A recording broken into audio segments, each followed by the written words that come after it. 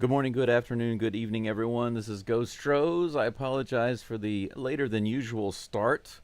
I was reorganizing some things on my layout, trying to fix some things on screen, trying to utilize the space a little bit better on the screen, and messing around with some images, doing a lot of technical stuff this morning.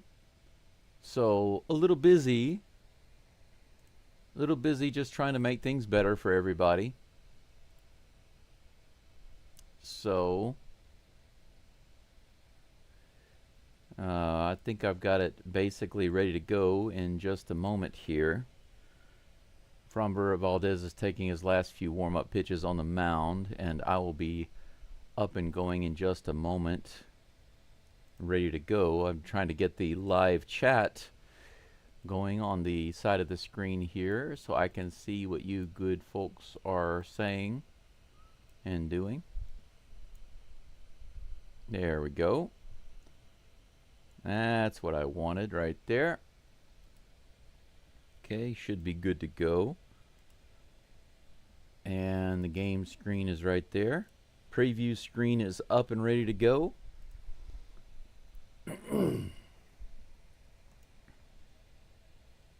I hope you're all doing really well today.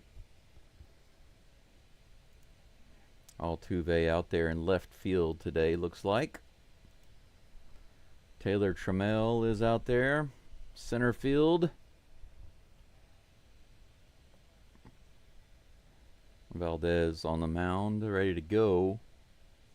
Sam Haggerty is leading the batting off for the Rangers. He'll be up in just a moment.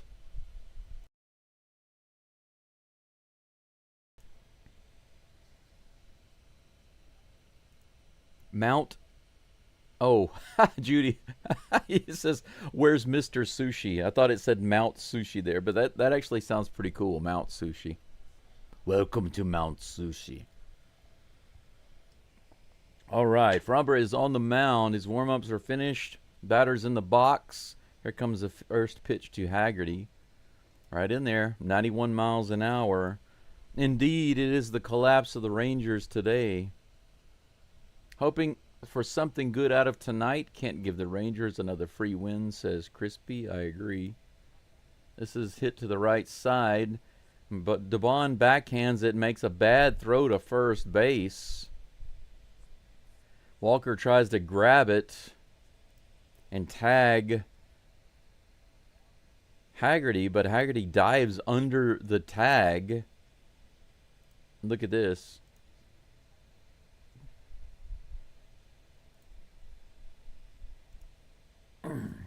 Good catch by Dubon. Absolutely terrible throw. And heads up base running there by Haggerty to dive in under the tag. So we've got what should be an error, actually. I think it should be an error on Dubon. Yep, they're marking it up as an error right off the bat. Very second pitch of the game. The second pitch of the game. Hey, Caesar, good to see you. Anthony Brandom? Brandom van Jean-Claude Van Brandom? Close enough. Close enough. Next batter is Marcus Semien. I'm sorry, Corey Seager, my bad. Semien is on deck. Ball outside from Framber. I'm still getting settled in here. Chris, yeah, I'm with you. Definitely hoping for a better outcome. I'm expecting a better outcome even. Here comes the next pitch from Framber. Long delay. Why is the sound off? Very strange that right now MLB, the sound is coming through before the video. I'm not quite sure why that is. I'm going to refresh my screen. Just a second, guys. I want to see if there's some kind of a syncing error with the MLB side. This is hit out to right field. Altuve catches it. So Seager flies out. One away. Haggerty stays on first base. I've got my screen reloaded here. We're going to see if the audio and the video is resynced. I don't think that was my problem. I think that was MLB's problem. But Anyway, next batter is Marcus Semien with 1 out. Fromber throws over to first base, but his toss is way off. Haggerty is easily able to get back. 1 out, 1 runner on here in the top of the first. This is hit out to right field, and it's going to be a single. It'll get down. Haggerty runs over to third. Runners are on the corners with 1 out. Okay, I'm going to try to move my highlight window around a little bit, make it a little better. Make it more in the center. There we go. That's a little better.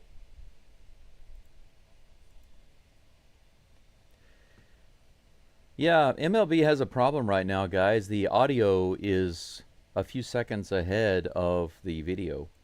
I don't know why. It's a little distracting. First pitch to Adolis Garcia is a ball. 1-0 is the count with runners on the corners, 1 away. Here's the pitch. Right in there, strike 1. I know this is this MLB audio video issue is mine, not yours. I'll try to get around it. I'll try to deal with it. Here's the 1-1 pitch to Garcia.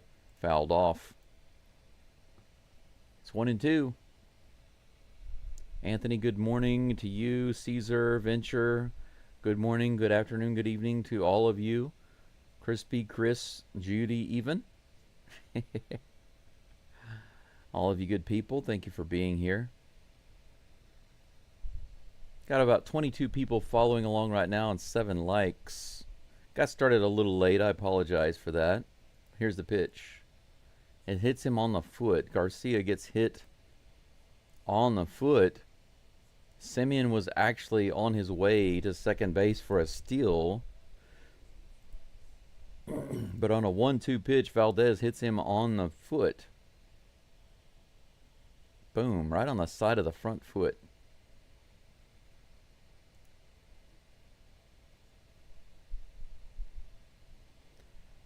A curveball to the front left foot. Semien is going to limp a little bit and then go to first base. Bases loaded in the first inning, guys. This is not the way we need Fromber Valdez starting off the game. Bases loaded, 1 out in the first inning, the top of the first inning. At home in Daikin Park. 1 hit, just 1 hit and bases loaded. Wyatt Langford, who had an amazing day yesterday, is at the plate. Typically, he bats .246. I think he brought his batting average up a ton yesterday. Here's the pitch. It's in the dirt and gets away. Haggerty's going to get home easily. Wild pitch by Fromber scores a run. 1-0 Rangers on the very first pitch. So Fromber throws a ball in the dirt, hits Adolis on the foot to load the bases, and then throws a changeup in the dirt that bounces up and hits Diaz in the chest and bounces to the side. No play at the plate. 1-0 Rangers. Now runners on second and third. Next pitch is in there. A 79 mile per hour curveball. 1-1. The good news is that the bases are no longer loaded, so it takes the grand slam away.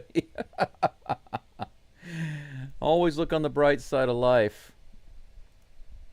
Check swing there on that big curveball. He went around, the umpire says. 1 ball and 2 strikes. What in the world is going on with Fromber in the first inning here? He's not ready to pitch right now, it looks like. Next pitch, foul down the first base side. Count remains 1-2. Yeah, there's a silver lining in everything, Venture. No chance for a grand slam right now, right? 1 out, 1-2. Here comes the pitch.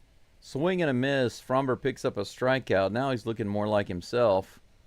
Past couple of pitches. getting the check swing strike and then the swinging strike.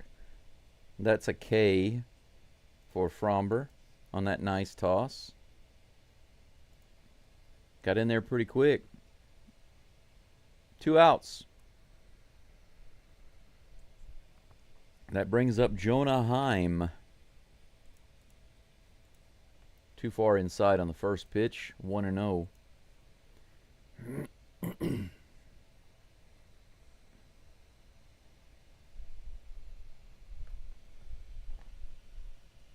Morning, Clash.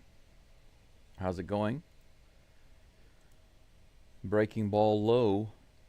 2 balls and no strikes. Just to update you, ladies and gentlemen who are just coming in, it's in the top of the first. The Rangers are up 1-0 already. Runners on second and third with 2 balls and no strikes to Jonah Heim. This bounces off of Diaz's glove on the inside for ball 3. Doesn't go too far away from the plate, though, thankfully, so they won't score on that. However, Fromber is in danger of loading up the bases again. 3 balls and no strikes.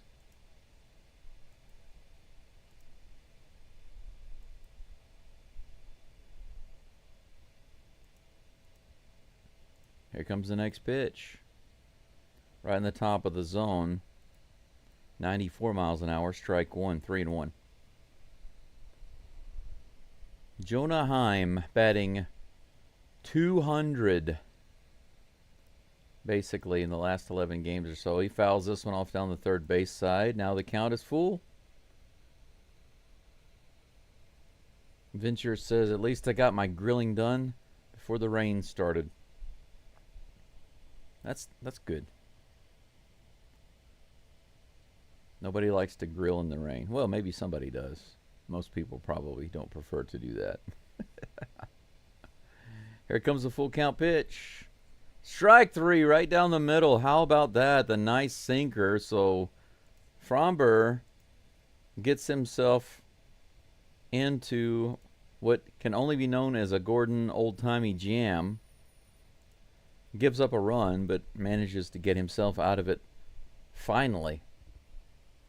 That could have been a lot worse, guys. With bases loaded and 1 out, Fromber gives up 1 on a wild pitch, but comes back and he gets the strikeouts in order to get out of the inning. But 1-0 on 1 hit in the first inning. A hit by pitch. A wild pitch. Yeah, pretty crazy inning, but just 1-0. It's manageable.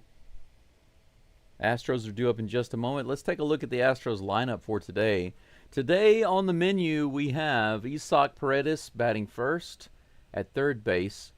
Batting second is Cam Smith in right field. Batting third is Jose Altuve in left field.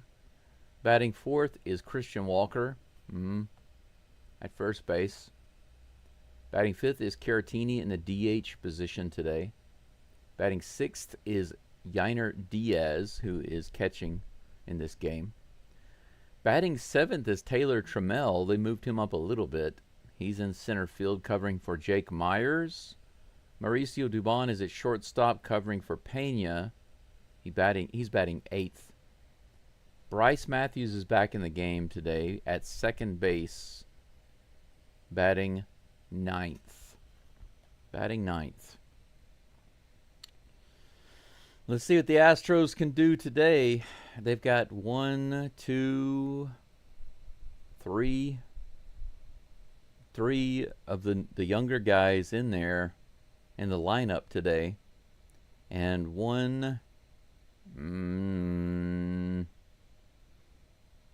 backup guy, utility guy, Mauricio Dubon.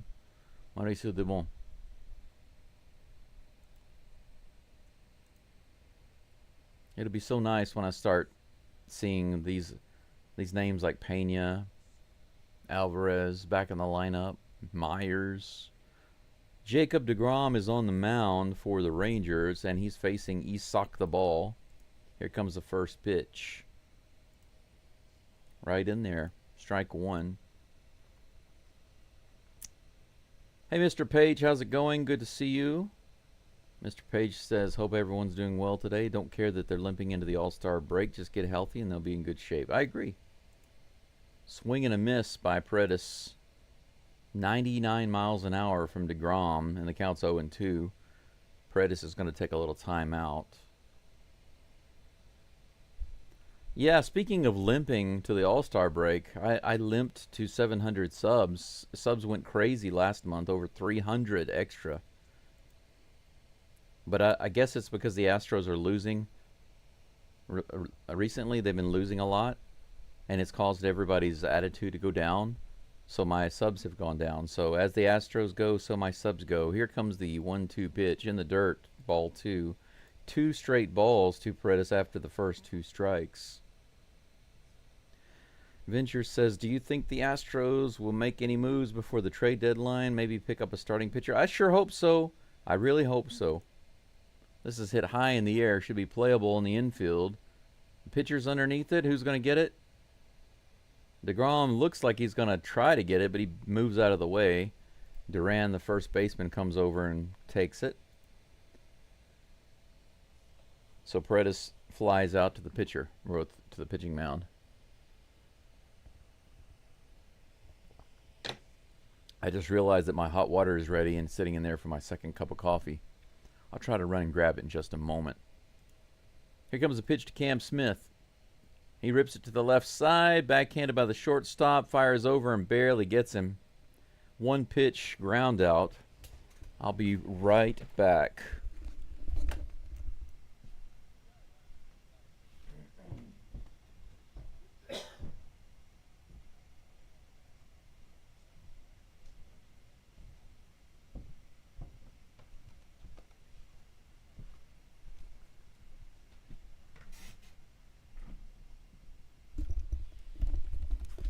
All right. Jose Altuve's at the plate. Takes that first pitch in the dirt for ball 1. Come on, Altuve. 2 outs, nobody on. You can do it. We need you.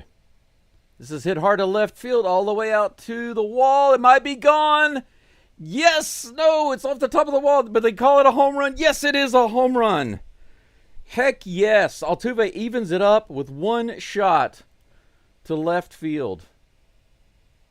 Had to wait for the call there. It was off the top of the wall. It looked like it was gone for sure, and it came back into play, but it was over the wall. Altuve continuing to help out his team recently in this losing drought. I guess you could say this losing spree that the Astros have been on. Altuve has still been dependable. 1-1. Walker at the plate takes that first pitch in there for strike 1. Jacob deGrom taken to the woodshed by my hero, Jose Altuve. That's right, baby. Jose Altuve. Here comes the next pitch. That's low, ball 1. 1-1 to Walker. 2 outs, nobody on. Look how low that was. He went down and got it. Nailed it. Left center field. He didn't even need the Crawford boxes. Went down and got it. Kind of reminds me of Pena going way down there like that. Went way up over the wall there.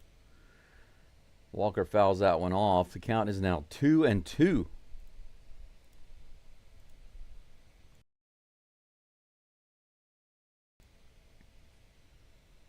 And that's why you can't go away from the game for very long. You get up and you go away from the computer and you come right back just for a few seconds and stuff like that happens. All I did was go in there, grab my hot water, and come back. Here comes the 2-2 pitch from DeGrom. Swing and a miss. Walker strikes out. Fastball on the outside. So that'll do it for the Astros. But we come away with 1 hit and 1 run thanks to that man right there.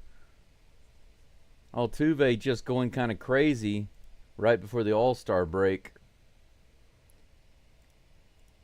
That's what happens. Isn't it kind of funny? The Astros All-Stars They get picked as all-stars, and they either get hurt or they just start playing terribly. And then the guy who doesn't get picked as an all-star goes gangbusters. It's hilarious, right? I think it's hilarious. But Altuve is my all-star, my permanent all-star. Just because of who he is, he should get in the all-star team. Charles says, hello to you in Japan. Come on, Astros. Put up a bunch of support runs for Fromber. Wake up, Astros bats. Thank you so much, Charles. Thank you for being here. It's a beautiful day, I think, outside today. I went out a little early this morning. I actually got up a little earlier than usual, and so I decided to fix some things on my channel. And it ran a little long, and actually still some of those things are still not quite fixed. I need to finish moving a few things around, actually, on my screen.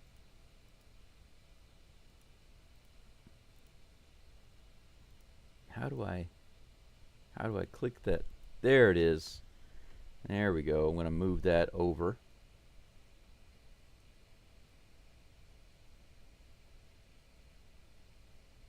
Move that there.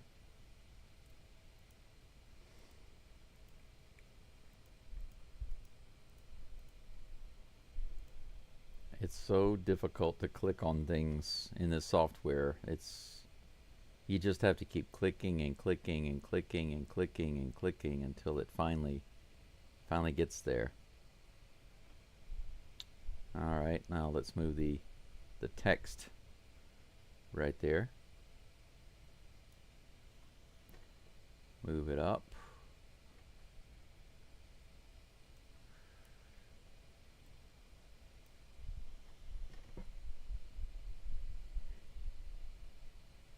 There we go. And now I need to move the Astros pitcher portrait over, Fromber's picture. There we go. Let's try that. First pitch to Higashioka is a ball. If you're wondering why the batter doesn't change on screen, it's because of the API. It's not me. It should update automatically, and it does, but it's a little slow. That's a grounder over to Paredes. He fires over to first base. Walker grabs it for out number 1. 1 up and 1 down so far in the bottom of the second. Okay, I think I've got it fixed now.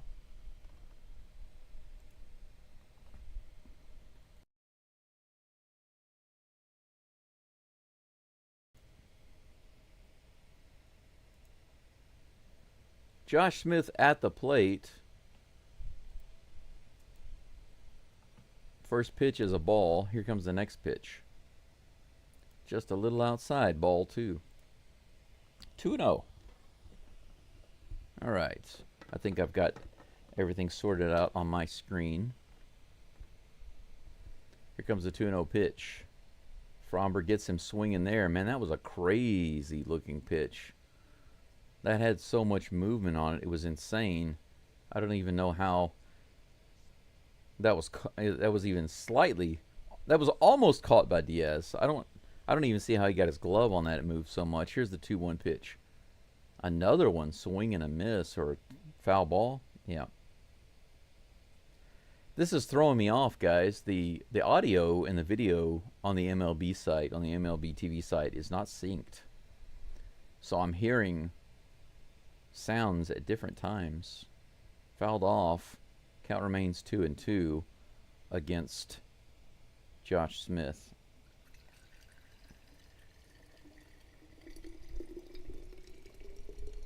Two balls, 2 strikes. Here comes a pitch from Fromber. Fouled off again. Count remains 2-2. Whoa.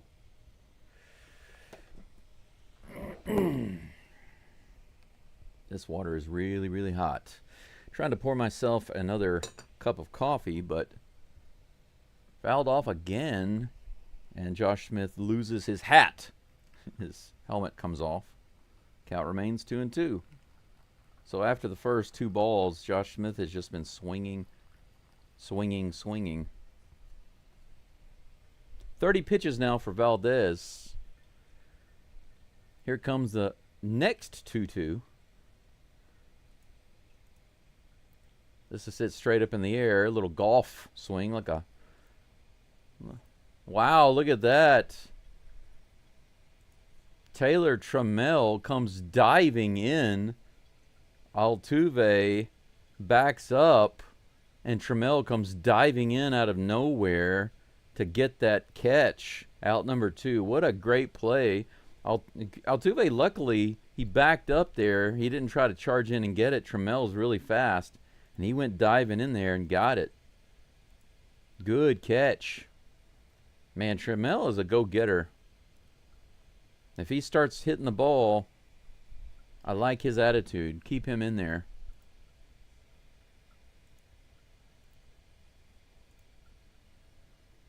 Two away, 1-1. That's a strike against Ezekiel Duran. Here comes the 1-1 pitch. Swing and a miss. Big hack there, but that bat was nowhere near the ball, my friend. 1 ball, 2 strikes. Fromber might pick himself up another strikeout right here. Howdy, fish-eyed. Here's the pitch. Right in there. The umpire. Oh, he didn't like that. Duran didn't like that. But, man, the umpire, I wish you guys could have heard that. That was hilarious. The umpire, when he called strike 3, he went, huh! And he did like a karate chop move. Oh, man, some of these umpires are so funny. I would love to have video of just highlight clips of umpires up close with good audio, good video of them calling these strikes, because sometimes it's so funny. It's just so funny. You know, when they know it, they know for sure that, my friends, was a strike 3, and then they go crazy to call it. It's really funny. At the end of the top of the second, it's 1-1. Each team 1 hit, 1 run. Coming up for the Astros in just a moment is Victor Caratini, batting 5th as the DH, followed by Yainer Diaz and Taylor Trammell.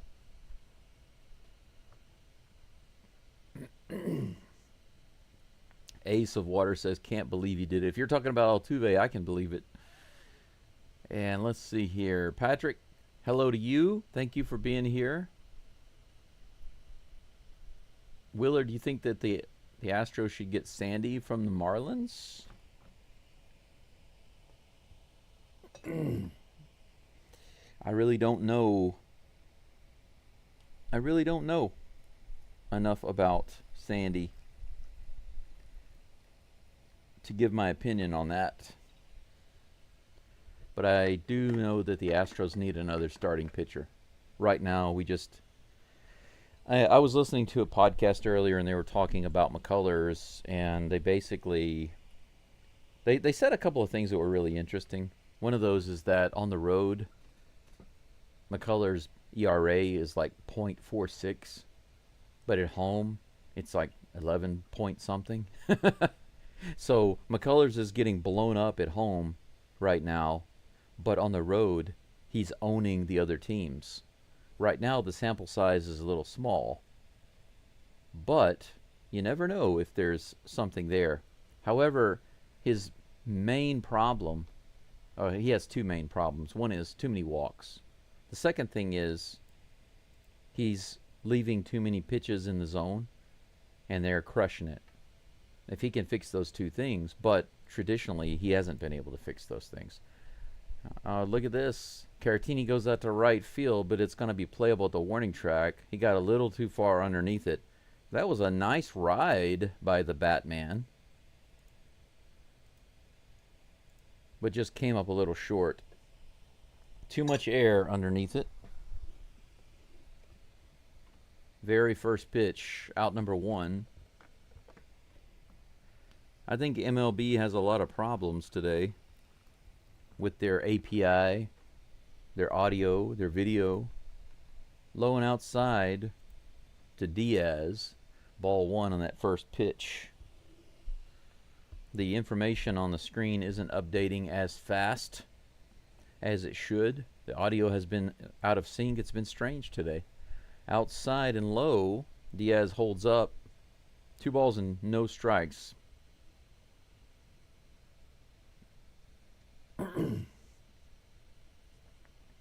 Venture here in Japan, it is 9. It is just after 9 a.m. Here's the pitch. He goes after that 2-0 and hits it way up in the air. The second baseman and the right fielder over. The right fielder takes it for out number 2. 2 flyouts to right field for the Astros.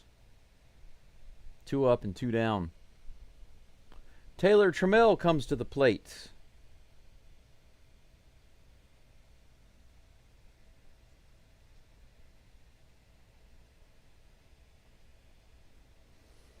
Here comes the first pitch to Trammell. Check swing, fouled off on the third base side. DeGrom, of course, a right-handed pitcher. Taylor Trammell batting lefty. I believe he's only a left-handed bat. Here comes the 0-1 pitch. In the dirt, ball 1, good take, 1-1. Trammell definitely has power. His first hit with the Astros was a homer. He's also had a double and a single. He started to find his feet a little bit. Here's the pitch. This is hit to the right side and through the hole. Speaking of finding his feet, another single there, another hit for Taylor Trammell. Continues to improve himself better and better. He's got his batting average up now close to 200. Let's see how it changes. 192, guys. He's now batting 192. He was batting 160. And now 192, so that's a big improvement. If he can get his batting average up to 275, I'll be a happy camper. Doobie comes to the plate with 2 outs and runner on first. Here's the pitch. Low and outside in the dirt.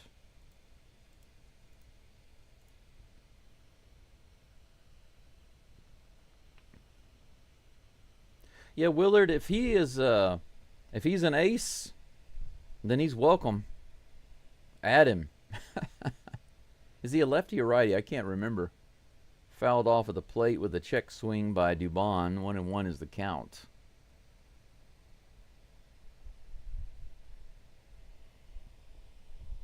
Oh, yeah, baby. Full cup of coffee there. That is a full cup of coffee. It's maybe a 1/4 inch from the top of the cup. That is full. Here's the 1-1 pitch to Doobie. Bring it in, DeGrom. Outside. Good take. 2 balls and 1 strike.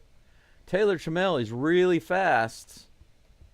Kind of wondering if the Astros would risk sending him right here, try to get a stolen base, and then give Doobie an opportunity to move him around. Let's see. Here comes the toss. A little outside again. Another good take by Doobie. Mauricio Dubon showing some uncharacteristically good patience at the plate. 3 balls and 1 strike. He's got the ye old hitter's count. DeGrom comes set. Here's his 25th pitch of the game. That's right in there. 91 miles an hour on the outside edge. That was a really good pitch.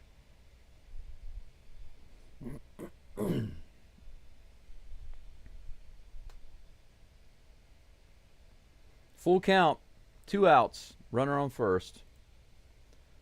Come on, Doobie. Calls a timeout, steps out. Good call, good call. Take a break. He didn't take any breaks there. It's a good opportunity to take a break. Man, he's thrown a little bit of everything at Dubon so far. Sinkers, curveballs, sliders, fastballs. Here comes the pitch, the 3-2. Fouled back. Doobie stays alive. That was a high fastball. 4-seam fastball. Caesar says, I have a good feeling about the Stros today. High spirits. Look for the Stros to do something.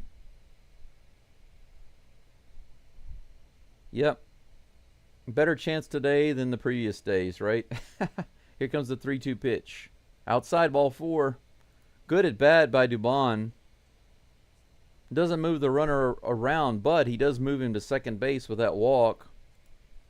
So we do have a runner in scoring position, a very fast guy. And guess what? Our number 9 batter, the newbie Bryce Williams, he did manage to get the bat on the ball one time yesterday. He struck out, and then finally got the bat on the ball. Still looking for his first hit, though. Here's the first pitch. Swing, big swing and foul on that first pitch. Strike one.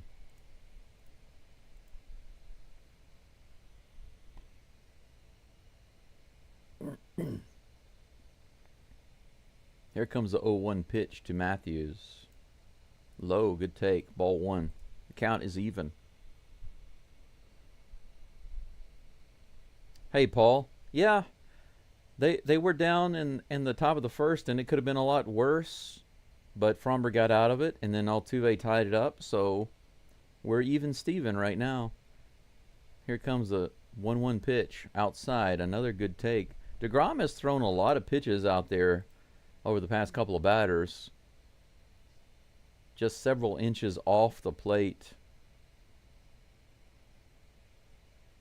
2 balls and 1 strike.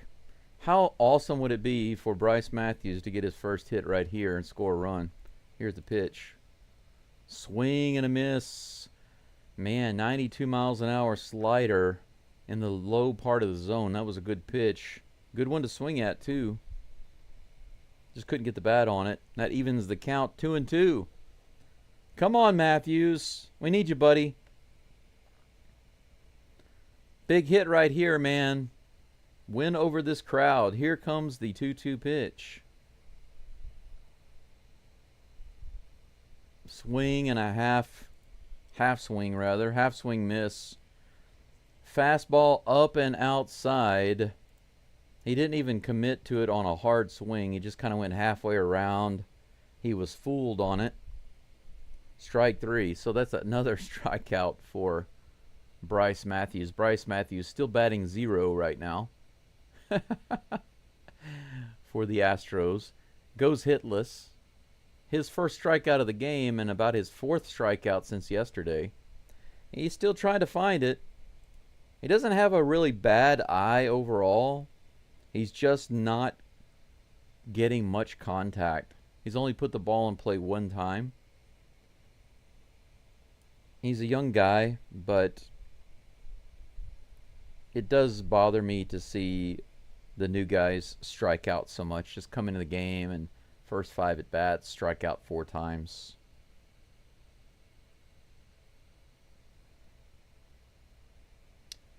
But as it stands, the Astros have 2 hits and 1 run. The game is tied. They stranded 2 on base. Had 1 runner in scoring position, unable to move him over.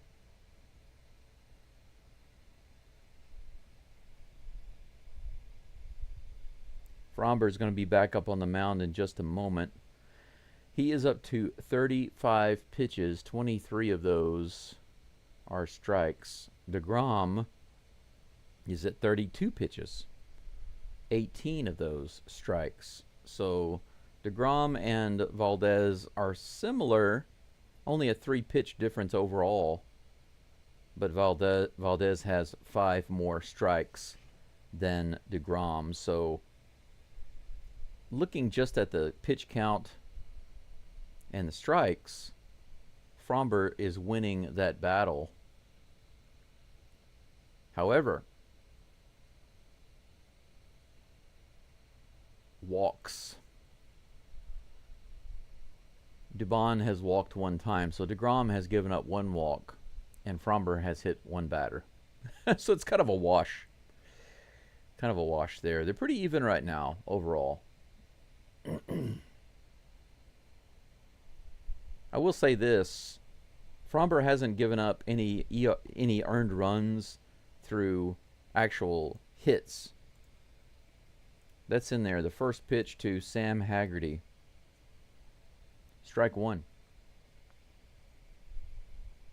Altuve hit a homer, so DeGrom is the only one who's given up a run on a hit. Here is the 0-1 pitch. This is rifle down the third baseline and fair. It's going to bounce off the wall. Altuve's playing it quickly. Here it comes to second base. Is he in there? Yes, barely he's in there. Man, that was close.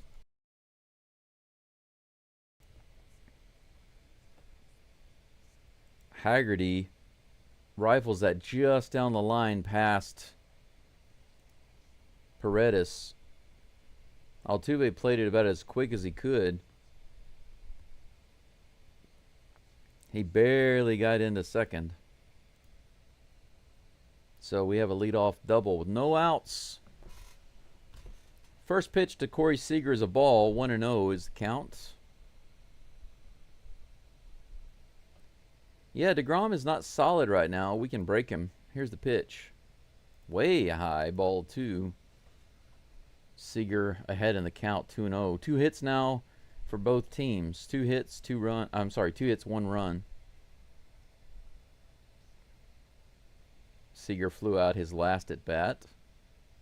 Here comes the 2-0 pitch. A little low and outside. Doesn't get the call. 3-0.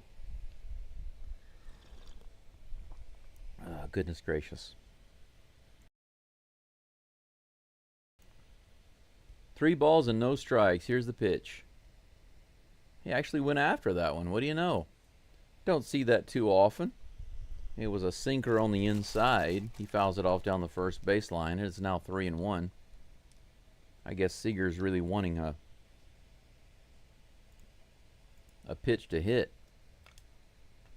Here comes the pitch. Swings at that one too. 3 balls and 2 strikes. Foul tip into the glove of Diaz. Seager calls a timeout and steps out of the box.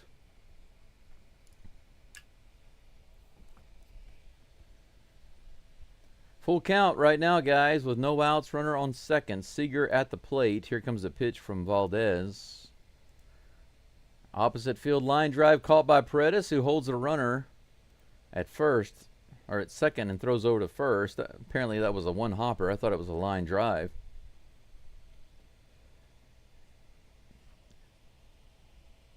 Can't see what happens off camera. But it was a nice catch by Paredes.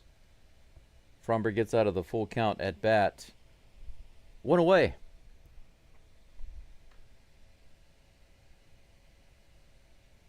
Here's the pitch. Bouncer to Paredes. Again holds the runner at second. Goes to first base for out number 2. So back-to-back plays by Isaac Paredes. Good job over there, man. Good job over there. Adolis Garcia must be coming to the plate because the crowd is booing like crazy. It'd be better if the Astros didn't boo him because I think he likes that. Stealing second base is Haggerty, and they let him go. They don't even make an attempt at a throw, so he's going to be safe. He's going to be safe at third. Didn't even throw it. Here comes the 0-1 pitch to Garcia. This is grounded to Doobie at short. He fires it over to first. Out number 3. So 3 ground balls, 3 Fromber specials.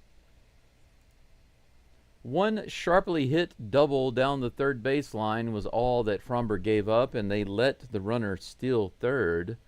But 3 grounders, 2 to Paredes and 1 to Dubon, and we are out of the inning. 1 more hit given up by Fromber, but the game stays tied 1-1. 1 error for the Stros, none for the Rangers. 2 hits for both teams, and we are tied at 1. Due up for the Astros. Top of the batting order. Isaac the ball Paredes. Crank it up Cam Smith. And Jose Altuve. Altuve 1 for 1 today with a homer. He and Trammell are the only Astros in the lineup so far to nab themselves a hit.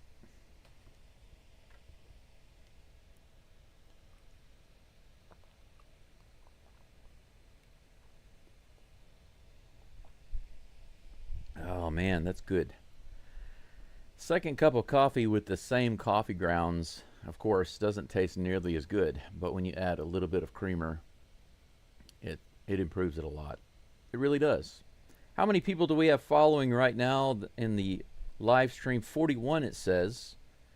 Thank you very much. I appreciate you being here. All 41 of you. All 41 of yous. And 25 likes. If you have not taken the time to like the live stream already, please do so now, because we're up to about 40 people listening or following along. As long as you're not driving, do not, and I repeat, do not look at your phone or attempt to like my live stream or subscribe if you are in the process of driving. Please wait until you are stopped or pulled over, and I don't mean by the police. Wait until you pull over or stop for gas or stop to take a break or something before you like the live stream. But whenever you have the opportunity, thank you in advance for liking and subscribing. Looking to get to 1K, if possible, by the start of the second season. Here's the first pitch to Paredes. Just a little low. Good take for ball one. Paredes down to about 257 for his batting average. It doesn't feel like 257. It'd be nice for him to bring that back up. He hits the low outside corner there. DeGrom picks up a strike. It's 1-1. That's funny. All 91 of Paredes' home runs are to the pool side. This is popped up into the foul territory. The catcher is over, puts it away. So Paredes flies out to the pitcher's mound and then flies out into the foul area by the dugout. 0 for 2 today. 2 almost straight up. Straight up. Was it Paula Abdul? Straight up now, foul me if you want to be out and sit in the dugout. Out, out, out. That'd be Paredes today. Straight up now, foul me. Here's the pitch. Cam Smith bounces it to third. Here's the play. And he fires over to first base, no problem. Too much beef on that ball. Smith is able to easily throw him out at first base. That's 2 away. Can't believe I went back into the 80s for a Paula Abdul song. Look at this. Most home runs by players 5'6" or shorter. Jose Altuve, 246, just passed up Hack Wilson in the Baseball Hall of Fame. He's 2 ahead of him. How about that? Both players same height. Speaking of Altuve, he takes that pitch high and inside, but in the corner for strike one. Altuve took one pitch before, and on the second pitch, launched it out of the park. Let's see what he does here. Nice smooth swing there, but he misses for strike two, 0-2. That looked like kind of a change-up on DeGrom's part. Let's see what he throws here. Whatever it is, Altuve's ready. Here's the pitch. He fouls that one off the mask of the catcher. They're going to replay the homer again. Take a look at this pitch. Look how low it was. Look at that.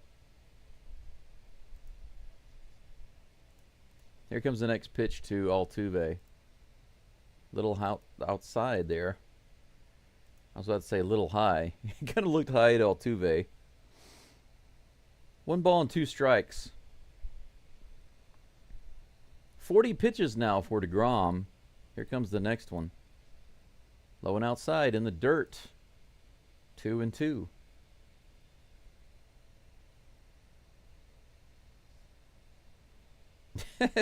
I like what the commentators are saying. How do you get Altuve out? And he says, I just keep throwing it out there. What? Hey, look at this. Might be a base hit. It is. No, I thought it was going to be down for sure. Opposite field tapper for Altuve. Almost down for a single. Adolis Garcia barely coming in and getting that one, robbing Altuve of a single. Altuve with the classic reach out there and tap it into the opposite field. He almost got it, but out number 3 as it stands, and that's the end of the third inning, guys. We're still tied 1-1. We go to the top of the fourth. It looks like Wyatt Langford is due up for the Rangers.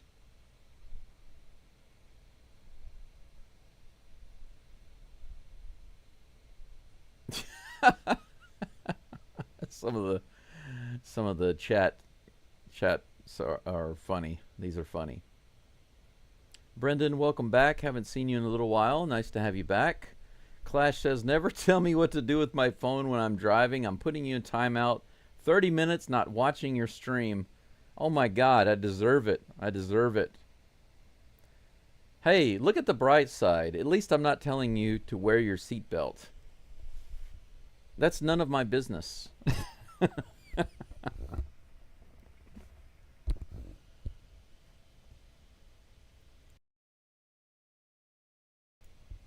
I personally always wear my seatbelt. Obviously, it's safe. But the main reason that I wear my seatbelt is because it keeps me kind of firmly in the seat. So when I'm driving, I have more control. If for some reason you have to react quickly and move around quickly or turn the car quickly, etc., then it keeps you more stabilized. Can you imagine driving in a race or in a derby or something like that and not having the seatbelt harness holding you down to the seat? It would be very difficult to maintain control. You'd be all over the place, right? I almost said in the cockpit, but in the driver's seat, you'd be all over the place. That's literally the main reason why I've always found it easy to wear my seatbelt, because when I'm not wearing my seatbelt, I feel like I'm not locked in. You know, if you watch like a Japanese manga where they have the really big robots, and whenever they sit inside the cockpit to control the robot, they always get kind of locked in. That's the way I feel when I drive, you know. Langford is at the plate. Here comes the first pitch from Fromber in the dirt, ball 1. But when it comes to seatbelts, I do feel like it might be a government overreach for them to be forcing people to wear seatbelts and fining people. But, you know, that's just my personal opinion. Here comes the next pitch. Check swing on the outside, ball 2, 2-0. Justin says, glad to be watching. Thank you. You're welcome. Wherever you are, whatever you're doing, thank you for being here. I appreciate it. Here comes the 2-0 pitch to Langford. Fouled off on the right side and out of play. 2-1. Old dog, welcome back. Welcome back. Batter calls timeout. 2-1 count. Langford steps out literally for like 1 second and then steps back in. He's like, I'm not ready. No, I'm ready. Change my mind. Change my mind. Here comes the 2-1 pitch. Right in the zone, 95 miles an hour, fouled down the third baseline. Count is now even, 2-2.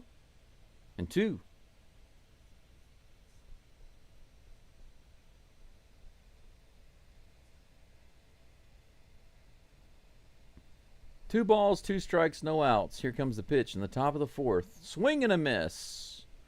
A little Special K served up, courtesy of Framber Valdez. Framber Valdez with the strikeout.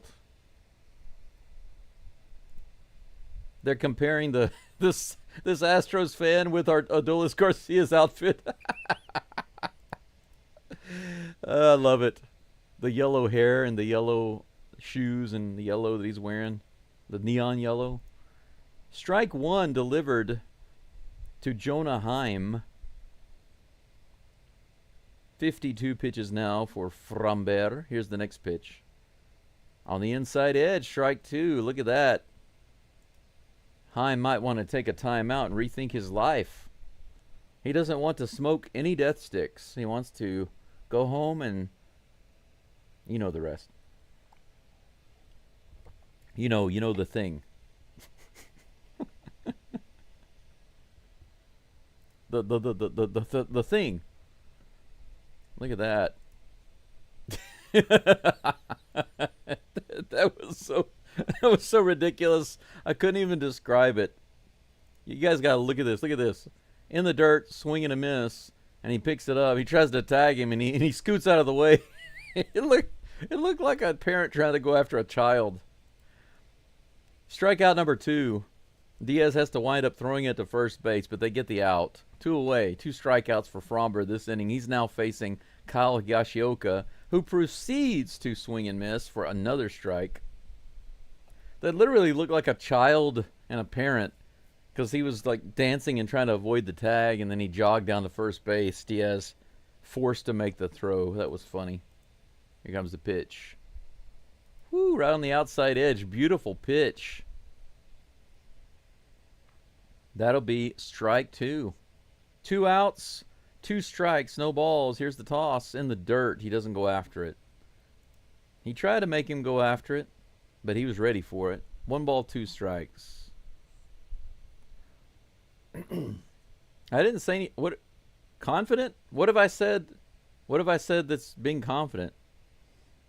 Here comes the 1-1. Or I'm sorry, the 1-2 pitch. Grounded, foul. Count remains 1-2.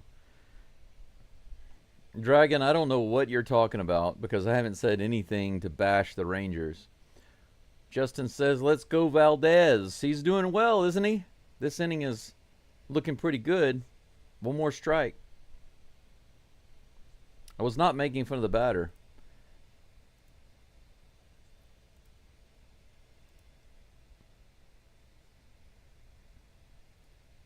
Two balls, 2 strikes to Higashioka.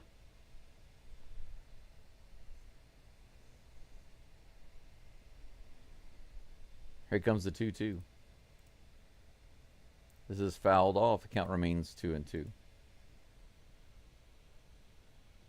Texas Dave, welcome back. Blue Jays and Astros have the same record. That's interesting. Blue Jays have had an interesting season. I bet you their fans are much happier now than they were before at the beginning of the year. Here comes the 2-2 pitch from Fromber. Ooh, nice pitch, low and inside. Lots of movement. But Higashioka lays off. Full count.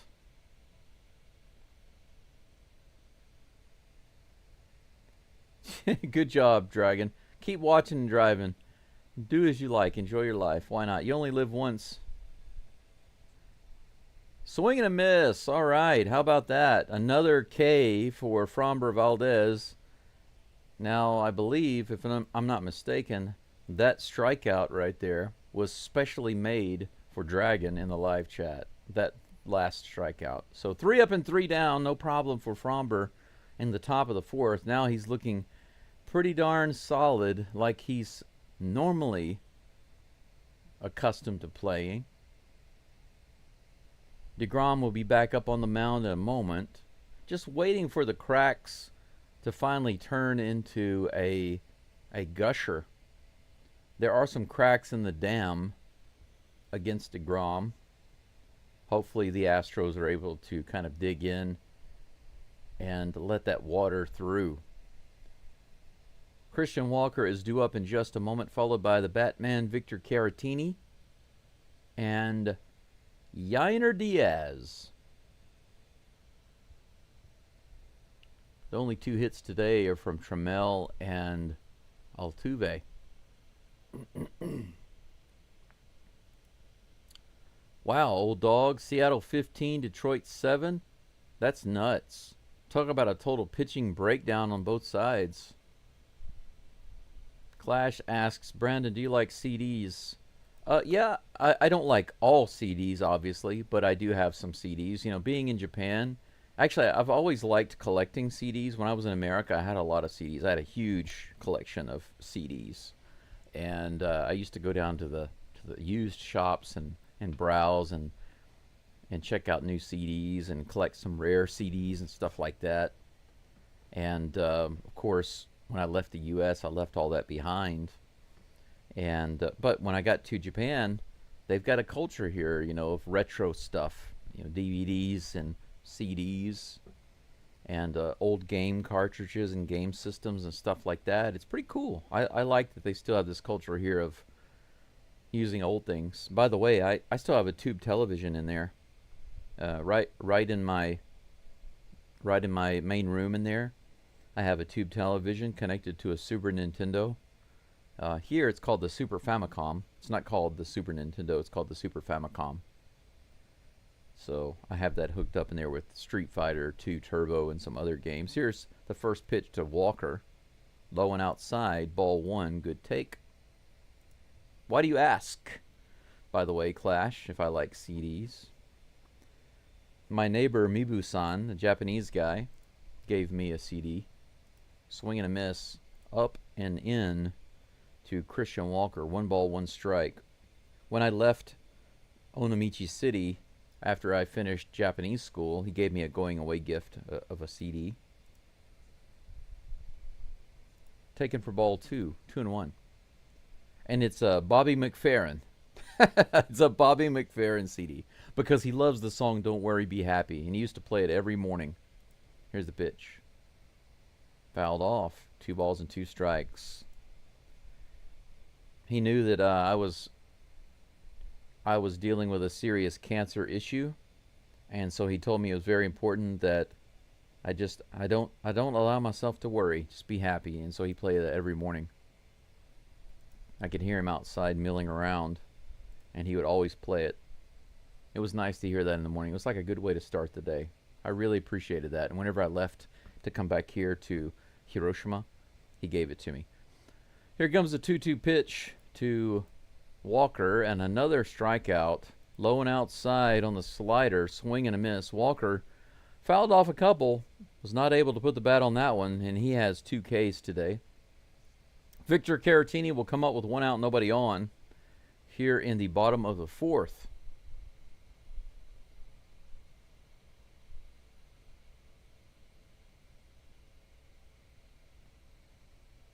Here comes the next pitch.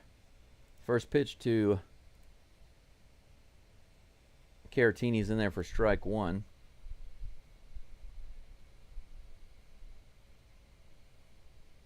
Well, okay, apparently there's a joke going on in the chat, but I have no idea what it is because my main focus is doing live play-by-play. So here's a pitch.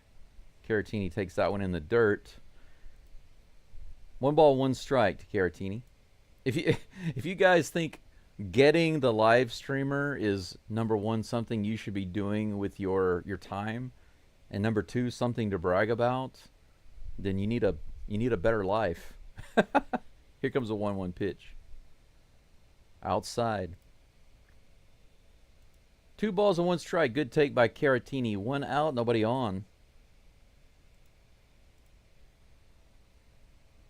Here's the 2-1 pitch. Low, another good take. 3 balls and 1 strike to Caratini.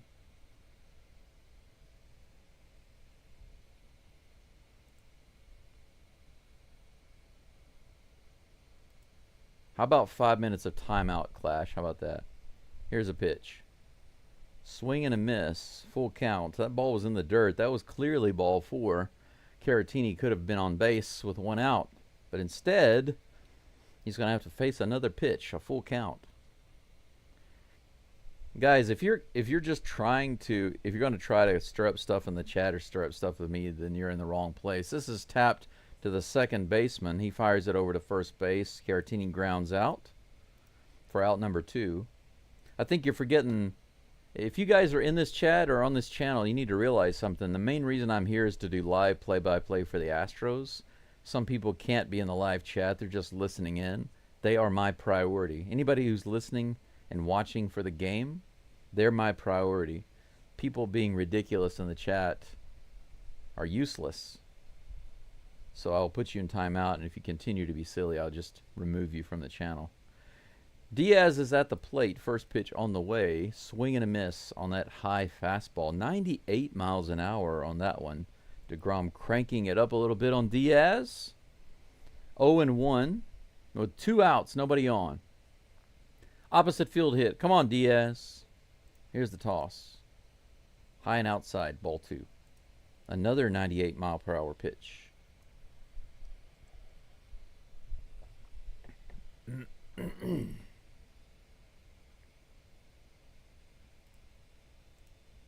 Here comes the pitch to Diaz, the 1-1.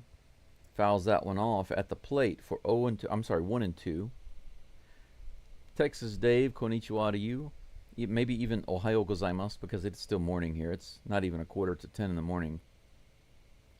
Hey Mel, good to see you here. Thank you for being here. I appreciate you too. Without listeners and viewers, I wouldn't be doing this. It would be I could be doing other things. Fouled off by Diaz. The count stays 1-2. If I weren't doing this, guys, I would be cleaning my house, doing some renovations and stuff, and probably just listening to the game on the Astros radio network if it were available. Here's the pitch. This is hit hard to left field to the Crawford boxes. It is gone. Out of here. Yainer Diaz rips it. DeGrom gives up another solo home run. This one just above the Crawford boxes. Another solid strike. First one by Altuve. This one by Diaz. 2-1 Astros. Their third hit of the game. Diaz, how about that, man? He got around on it early. Didn't need the opposite field hit. And that was a changeup. That's probably why he got around on it so early. Next batter at the plate is Trammell. Let's hope these big swings are inspiring the rest of these hitters. First pitch to Trammell is in there for a strike, and the next pitch is outside for ball 1-1.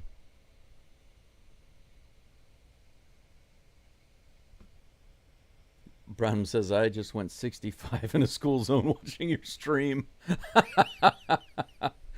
Careful there. High. Ball 2-1. Good take on that 98 mile an hour fastball. Here's that home run by Diaz. Yeah, low and inside on that changeup. Diaz easily able to take him to the yard on that one. Check swing, did he go? They say he did. 2 balls and 2 strikes.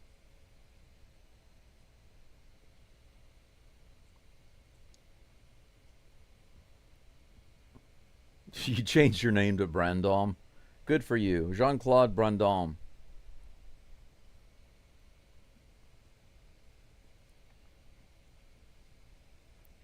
Here comes a 1-1. I'm sorry, 2-2 pitch. 1-1 pitch. It was double that.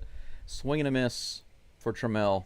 Trammell goes down, but not before Yainer Diaz takes one right over the top of the Crawford boxes and gives the Astros the lead. 2-1.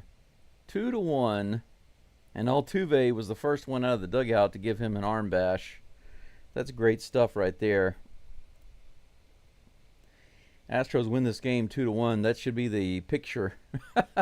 That should be the picture of the win on the news article. Altuve and Diaz doing the arm bashes because they have the only 2 runs so far.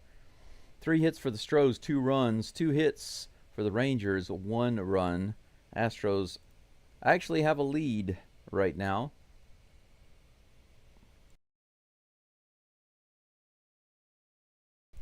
Yes, old dog, we're in front for a change. Feels nice. Abel, that's right. Yainer gave him a shiner. Altuve gave him a really strong body blow. And Yainer just gave him a shiner. They're on the ropes. Let's keep them in the corner and work them over.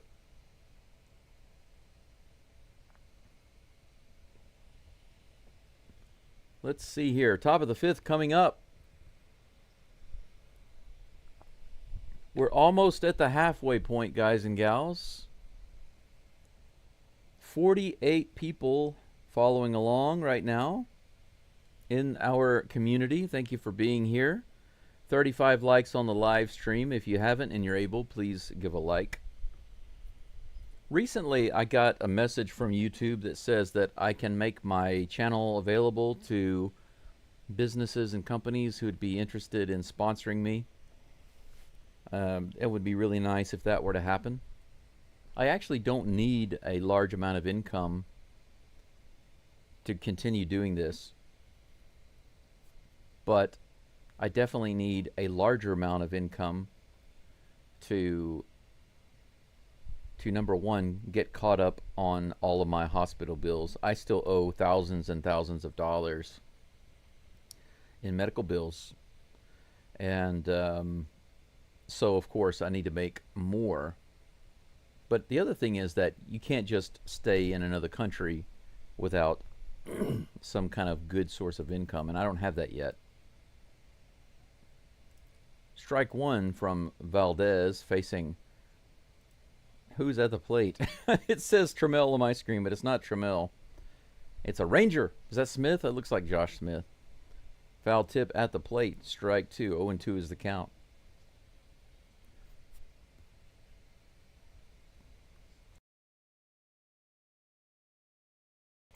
But anyway, having some sponsors would be a really good way for me to make some money. Swing and a miss. Strike three. How about that? 3-pitch strikeout to Josh Smith. He heads to the dugout. There's that arm bash right there I was talking about. Oh, he hit Altuve in the nose. Did you see that?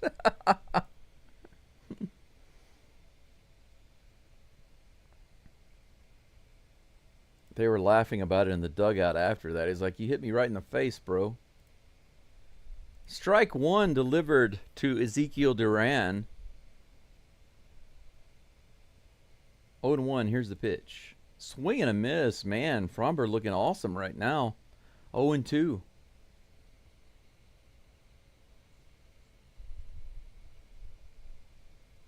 Hey, Jordan. Right in there. Strike three. Holy freaking cow. Another 3-pitch strikeout from Fromber Valdez. How about that? 6 pitches, 6 strikes. This one was just caught him looking. I guess he decided, you know what? They're swinging and missing. I'm not going to swing. He goes right in there. Wow. Valdez getting it done. 2 away, nobody on in the top of the 5th. Here's the 69th pitch. Another strike. Swinging a foul ball. Absolutely, Jordan. Time to start winning again. Here comes the 0-1 pitch. Fouled off on the first base side. 0-2. Fromber has thrown 8 strikes in a row. 2 strikeouts, and now it's 0-2. Is he going to get a strikeout right here? Is it going to be perfect? We'll find out. Here it comes.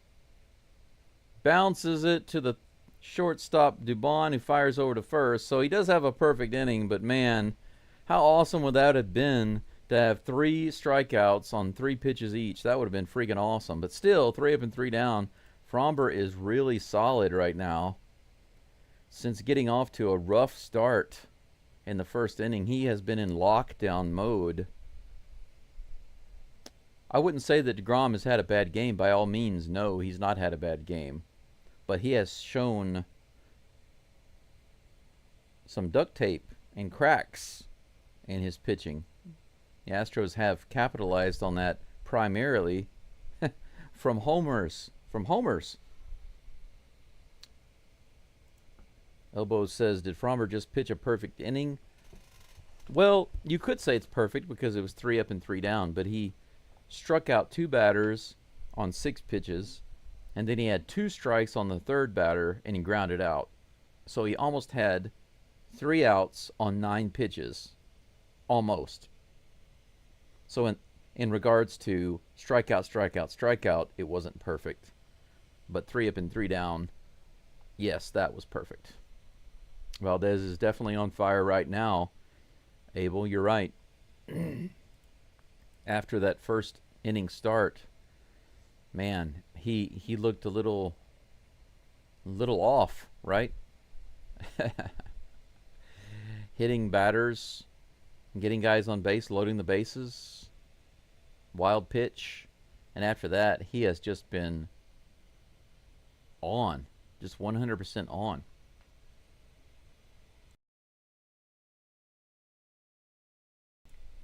We are now officially halfway through the game. 4.5 innings finished. Astros due up in the bottom of the 5th in just a moment. Bryce Matthews on deck. Our leadoff batter for this inning is Dubon. Mauricio Dubon. Doobie doobie doo.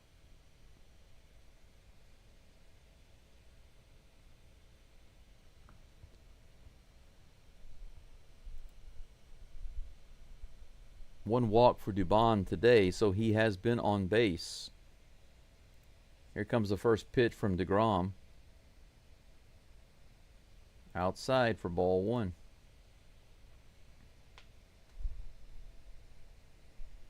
One and 0. Here comes the pitch.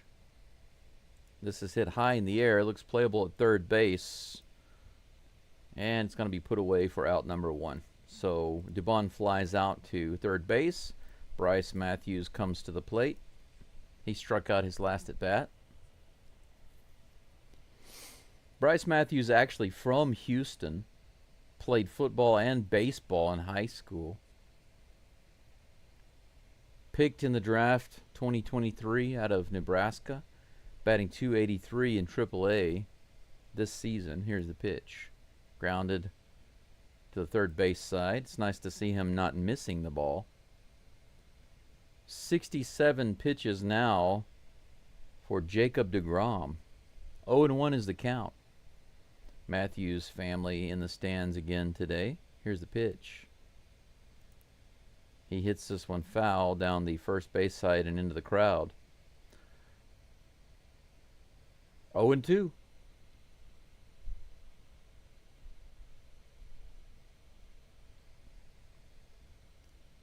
Hey, up by 1 run is pretty good when you got Fromber on the mound. Okay, Bryce Matthews stands there and takes the third pitch, strike 3. Right in the zone, another strikeout for Bryce Matthews. So he continues to strike out, but this time just looking. Slightly outside. Just a little outside. Not really a strike, but it was close. You know what they say, you know what I say. If it's that close and you got 2 strikes, you need to swing. Paredes is at the plate with 2 outs. That was a nice hack. Foul tip into the glove of the catcher. He might be aiming for the Crawford boxes right now. Are we about to have a, if I can talk, are we about to have a 3-1 lead? We might. Another pitch on the outside edge.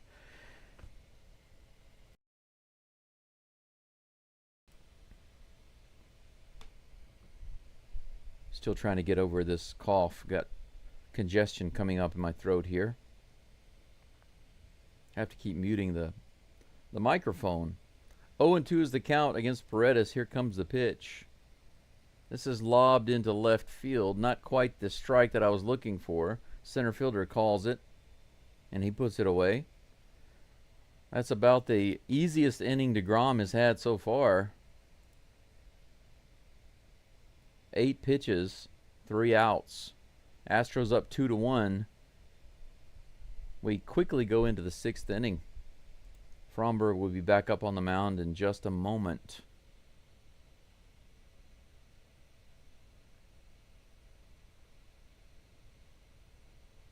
Brandon Smith? Who's Brandon Smith? Brandon Carter Smith? I don't even know who that is.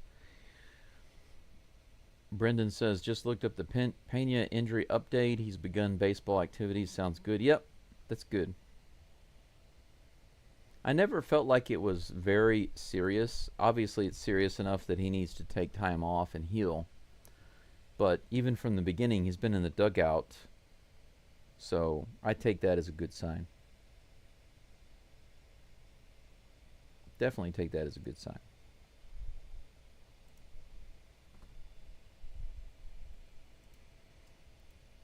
Let me copy all of that.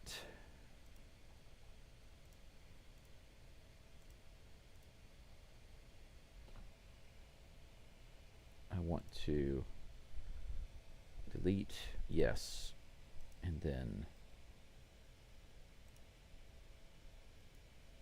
paste, and then highlight window on. Boom, boom, boom, boom. That should be right. Okay. Don't mind me, guys. I am just adjusting some things on my screen that needed to be changed.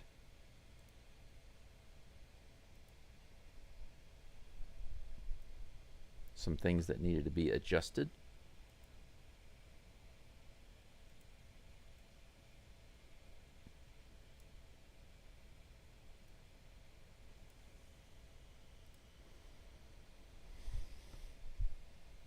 I believe it's all good now.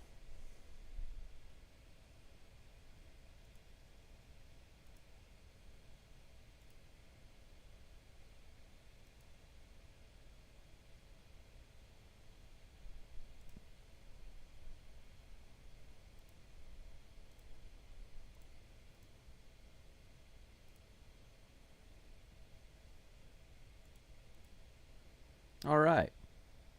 Now we're good to go. Fromber is back on the mound. The first pitch comes into Corey Seager, swinging a foul ball for strike one. I apologize for the quietness.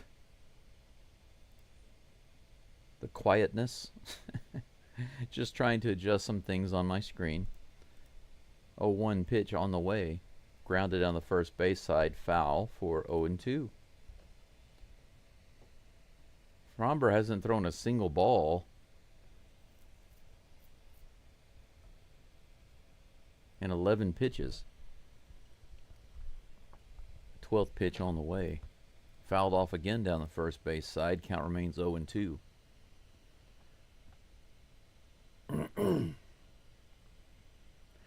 Yeah, Brendan, you're right now. Melton didn't look amazing, but he was looking better than Matthews is at the moment. That's right. Here's the pitch. 0-2 in the dirt. Ball one. First ball that he's thrown in a while. 1-2 to Corey Seager. It takes a little settling in sometimes.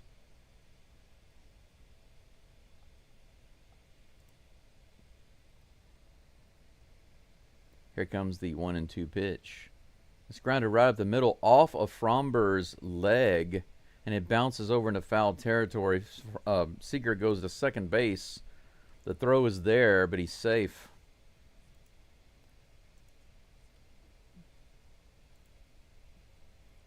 "104-mile-per-hour hit right off of Fromber's leg.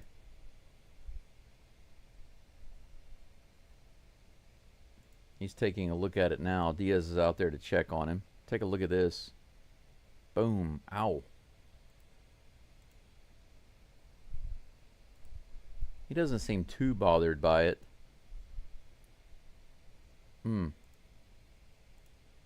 As soon as it hits him, it rockets off to the left side into foul territory. And he hurries. Seager hurries all the way to second base, just barely beats the throw from Paredes. So he's able to get in there with a double. They're out there checking on Fromber's leg right now. It seems like he's going to be okay.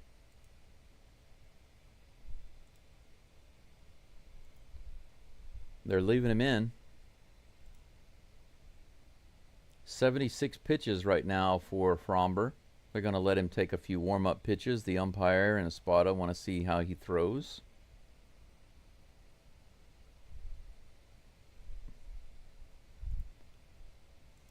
He says he's okay. They're going to let him in. They're going to let him stay in. Okay. It seemed to me like it wasn't too bad right off the bat. It could have been a lot worse. I mean, immediately he didn't have any type of look of pain on his face after he got hit.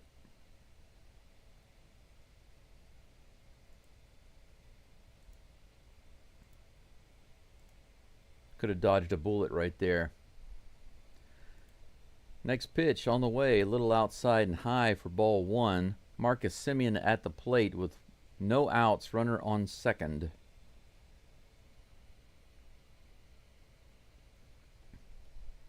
Here comes a 1-0 pitch. In the dirt, ball 2.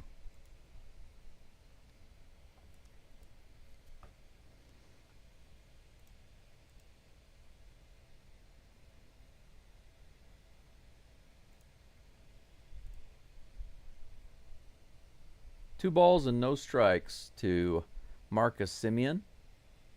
Seager on second base, no outs. Here's the pitch. Little inside, but he catches the edge for strike 1. 2 balls and 1 strike. Jordan says my money is on Melton. Here comes the pitch. Right on the outside edge. Strike 2, 2-2. You know, Matthews is batting in the 280s. I think it's 283. That's good, but it's not like absolutely amazing, you know. Swing and a miss, strike 3.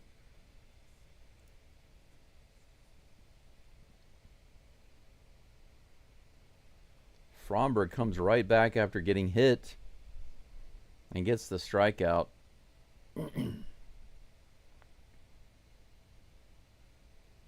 Adolis Garcia comes to the plate with 1 out, runner on second. First pitch is a little too far inside for ball 1.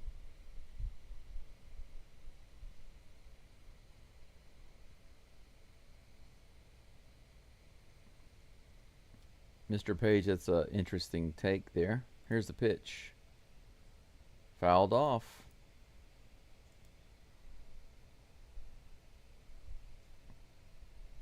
One ball, 1 strike to Adolis Garcia. 1 away. Seager on second base. Garcia steps out of the box. Timeout. Mr. Page says that Matthews' home and away splits in the PCL are pretty night and day. Don't exactly suggest that he's ready to be here yet. Well, he definitely doesn't look ready yet. He's striking out like crazy. Here's the pitch. Swing and a miss, a big hack, but he can't even get the bat on it. That was way down low. 1 ball, 2 strikes to Garcia. 0 for 1 today, but he did get hit by a pitch, so he got on base. Here's the pitch. Swing and a miss in the dirt, and Diaz tags him out. Strikeout number 10 for Framber Valdez. He's just quietly getting up there, just mowing him down.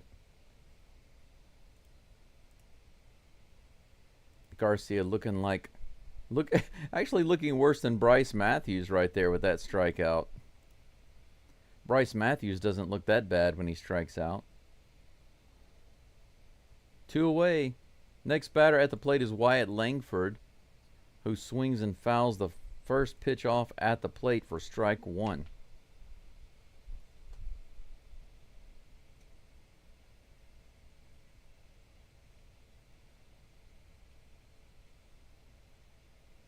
Oh and 1 is the count. Here comes the pitch. Low and in the dirt, inside. 1-1.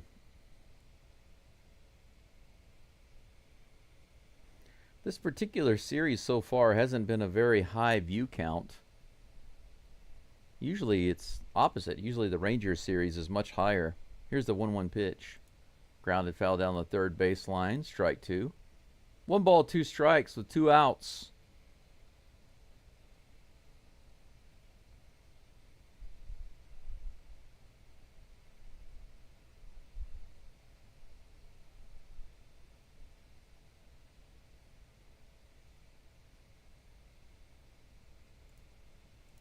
Here's the 1-2. Just a little inside. Close. 2 balls and 2 strikes. Fromber really wanted that pitch.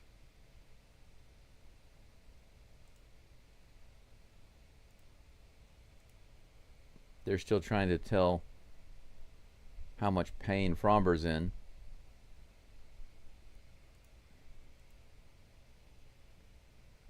When he gets through this, it's difficult to say if we'll see him in the 7th. We might not. He's back up on the rubber. Here comes the 2-2 pitch to Langford. Way outside.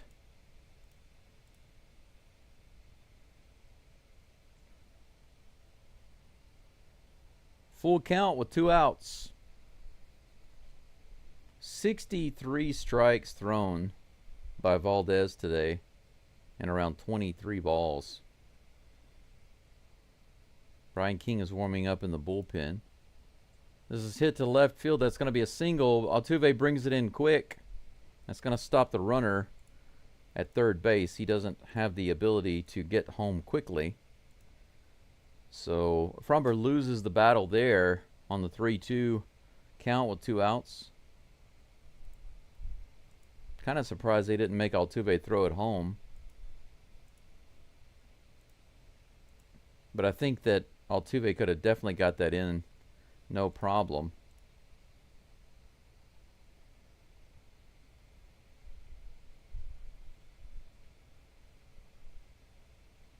They're having a little meeting on the mound right now with Josh Miller, the pitching coach. Runners on the corners with 2 outs.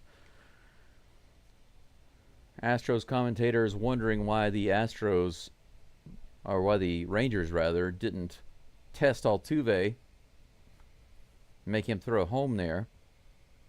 But I don't think it would have been a very difficult throw for Altuve.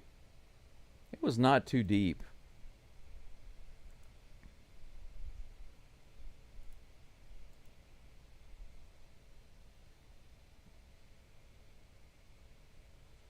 They're not giving... these are not Astros commentators, by the way. These are Fox commentators. So the game commentators are not giving any respect to Altuve. Rather, they're like, I would definitely challenge him. I know he's shallow and he's not very far out, and the ball got out there quick and all that, but it's Altuve. I would challenge him all day, every day. Talk about being disrespectful.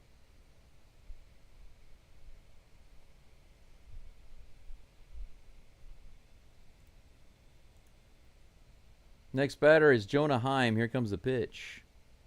Now he's still second base, and they throw. He's safe. Bryce Matthews applies the tag, but he's in there. Yainer Diaz actually tried to throw him out.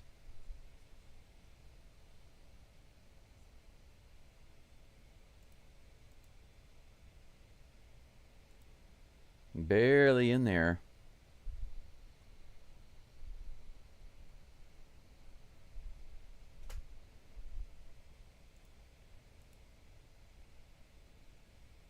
It was close. Next pitch is low for ball 2. 2-0 against Heim.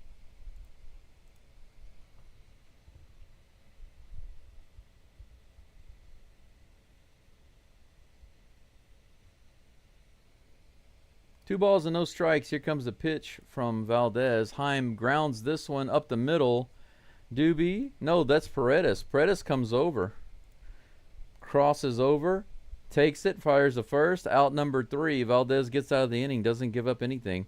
Got into a little trouble there after he got hit in the leg. But he gets the ground out, the Fromber special.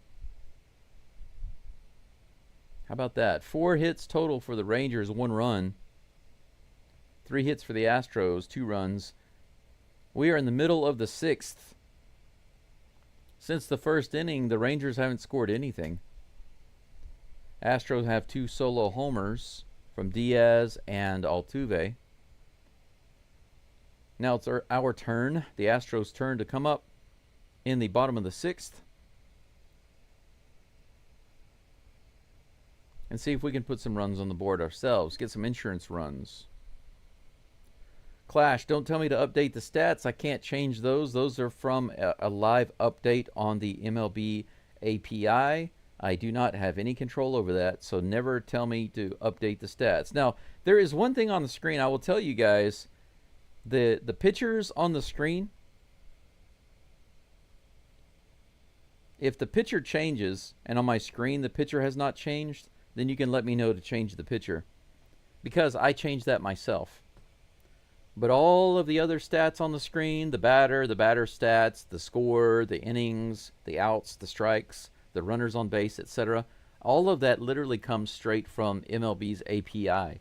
If they're not updating it, then it's not going to update on my screen. So don't tell me to update those things, please.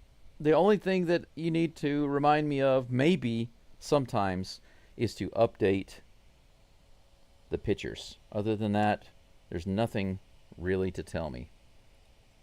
If you see maybe a logo, if they're playing the Rangers like now and the logo on the screen says they're playing the Guardians, then by all means let me know that I haven't changed the logo, because that's on me.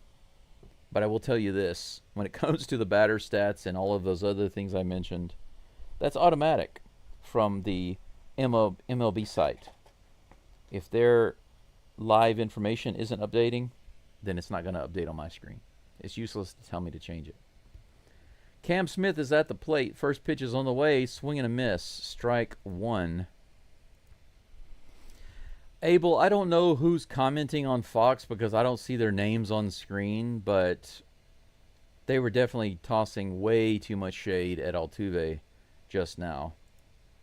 Here's the 0-1 pitch to Smith. Fouls that one off to the first base side, and the count is 0-2. DeGrom still on the mound, up to 74 pitches. Framburglar game. Here's the 0-2 pitch to Cam Smith. Fouls it off again. Count remains 0-2. Old dog, there is one guy on here. I think he sounds like an older guy. I don't know. I can't tell by voice, but he sounds like an older guy. He's okay. The younger guy is being a little irreverent. He went on and on and on saying, "Yeah, I'd go, I'd challenge him all day long, every day. If it goes to Altuve, I'm going out there. I'm running. I'm making him throw that. Even if I'm out by a mile, I'm going to challenge him. You know, I'm going all day, every day on Altuve. Got to make him make that throw." Very disrespectful, in my opinion. The only way he could have made it worse is by saying Altuve's terrible out there in left field. That was basically what he was saying, but he was saying it indirectly, and that's disrespectful to a great player. And that was definitely a throw that Altuve could make. There's no way that Altuve would miss that throw. The Rangers made the right call by not throwing or not sending the runner there. The ball hit Jonah Heim in the chin, apparently. Boom! Look at that. So he's rubbing his jaw right now. Yeah, he immediately started rubbing his jaw. It looks like it pushed his jaw back. Wow.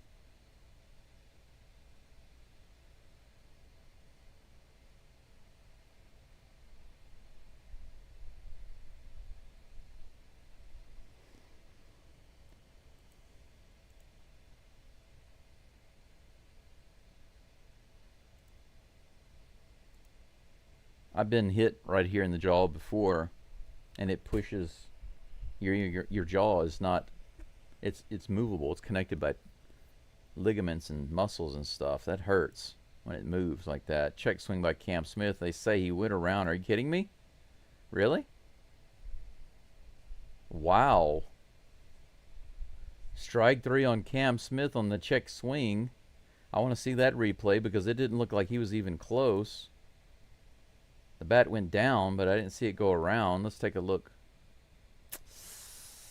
Man, that's not a good angle. Why don't they improve the angle there? It's like they don't want us to see a good angle. We need an angle from the side, not from an angle. We don't need an angle. Altuve at the plate takes the first pitch for ball one. One out, nobody on. For Altuve. Here comes the pitch.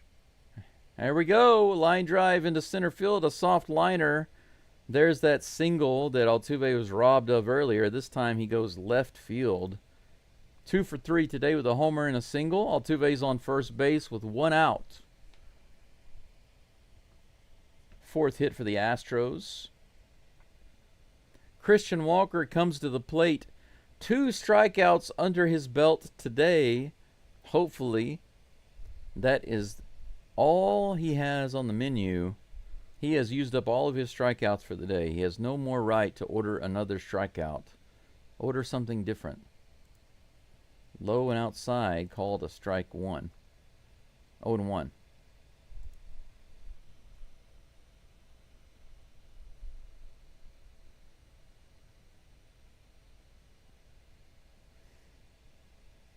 Here comes 0-1 pitch. Little high, ball 1, 1-1. Yeah, Cam has been pretty cold recently. A lot of Astros have suddenly gone cold, but of course we also have a couple of new guys in there. Here comes the 1-1 pitch. In the dirt outside, good take. 2 balls and 1 strike. 40 likes, thank you so much, guys. I appreciate that. 61 following along, listening in. Thank you for being here. Welcome to the Geaux Stros channel for those of you who haven't been here very long. This channel is all Astros all the time. 2 balls, 1 strike to Walker with Altuve on first base. Here's the pitch. Right in there, swing and a miss. 98 miles an hour. I guess Walker was not expecting the fastball. Brian King is warming up in the bullpen, so it looks like Fromber's evening will be over. Here's the next pitch to Walker. Right down the middle again, 99 miles an hour, and Walker decides to order yet another strikeout. That's 3 strikeouts for Walker. He is going for the Astros single season strikeout record, I think.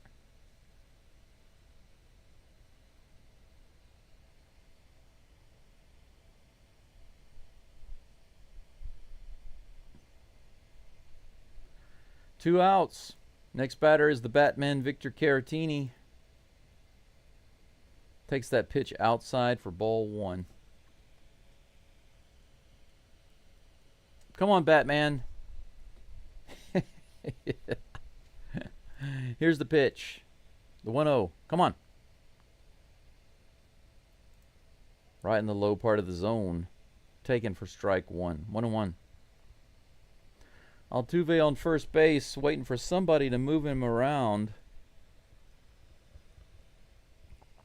Come on, Batman. Show Altuve some love. Here's the pitch. Low, ball 2. 2-1.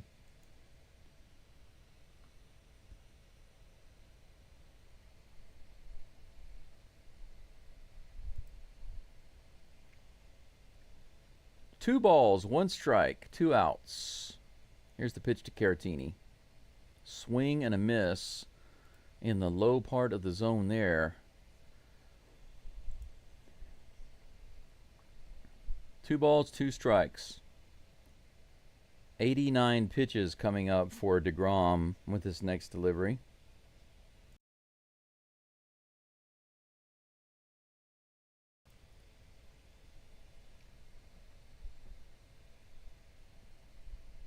Here comes the 2-2.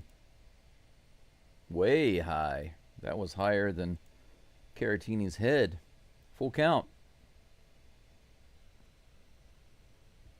Astros Houston, hello. Good to see you. Thank you for being here. Welcome back. Let's go Space City.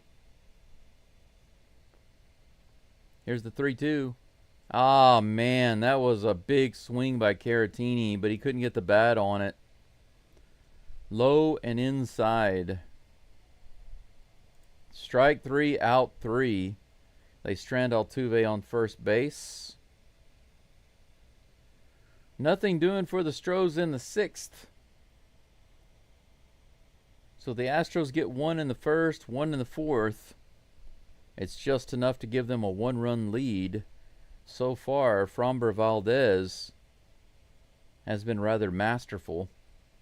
However, it's looking like his day is done after he got hit on the leg. Plus, he's up to 94 pitches. That's quite a bit. 94 pitches and 65 strikes for Valdez in 6 innings. In the 7th inning, it looks like they've got Brian King on the mound. Hopefully Brian King has his stuff on today, and we can lock down the 7th inning and give the Astros another chance to score some insurance runs.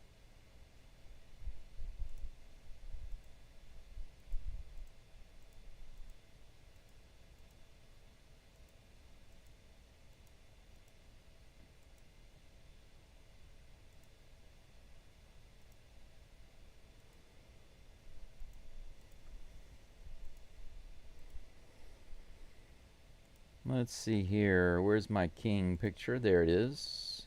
Boom.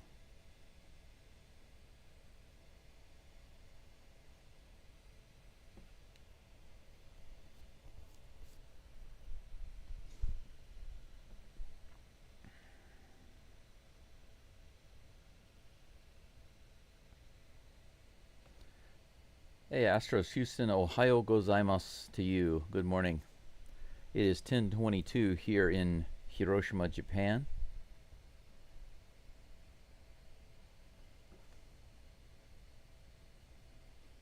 I had myself a Kirkland's Costco can of chicken for breakfast this morning with some mixed nuts and some coffee. Speaking of coffee, I wanted to pour myself another fresh cup. I guess I'll do that right now.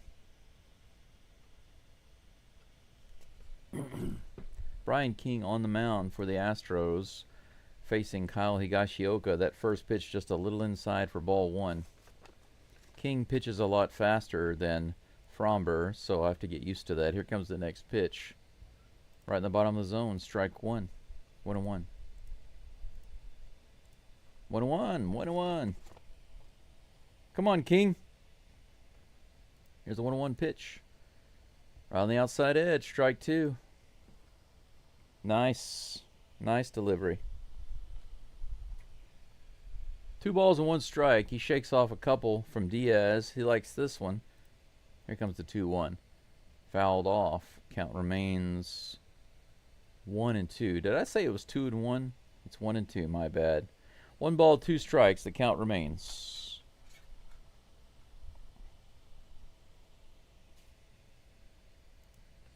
Check swing. Did he go around? Yes, he did. How about that? King picks himself up a strikeout against Kyle Higashioka. How about that? He picks up where Fromber left off with the strikeouts. He keeps going. I'm having to scoop my coffee grounds into the coffee filter with my left hand. That's not something I do very often. A little high on that next pitch to Josh Smith, ball 1. All right. 1-0. Here comes the pitch. High again, ball 2.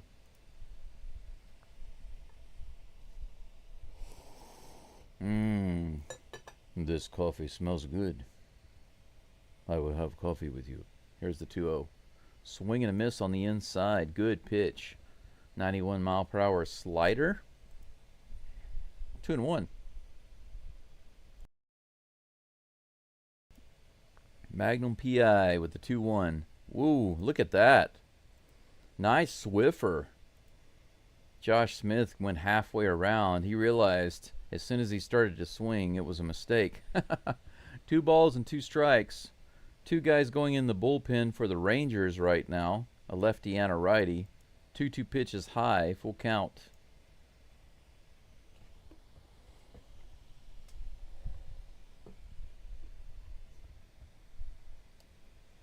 Ezekiel Duran on deck. 3 ball, 2 strike pitch. Hit high in the air to left field. Altuve gets it on the track. Out number 2.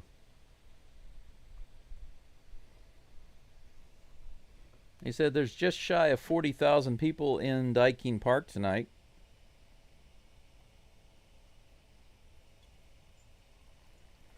What do you guys think about me potentially spending some time in Houston to continue to do the live streams and make some money to renovate my house? Here's the pitch. Next batter is Ezekiel Duran. Actually, for those of you who are interested in chatting about it, you can stick around maybe after the game. We can discuss. There are a couple of things I want to share with you guys and gals.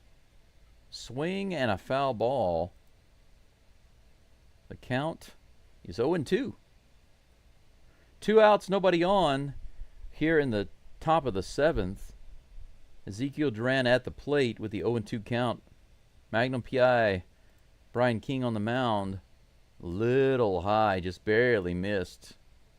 Woo! The umpire was about to say strike 3 and he stopped. That was crazy. The umpire started to call strike 3 and then he stopped. 1 ball, 2 strikes. Here's the pitch. There we go. He went, oh! He did the karate chop. Strike 3 that time. He liked that one. The previous pitch, you wanted to ring him up, but he held back. And on that one, he went, ha, ha. Sound like E. Honda from Street Fighter.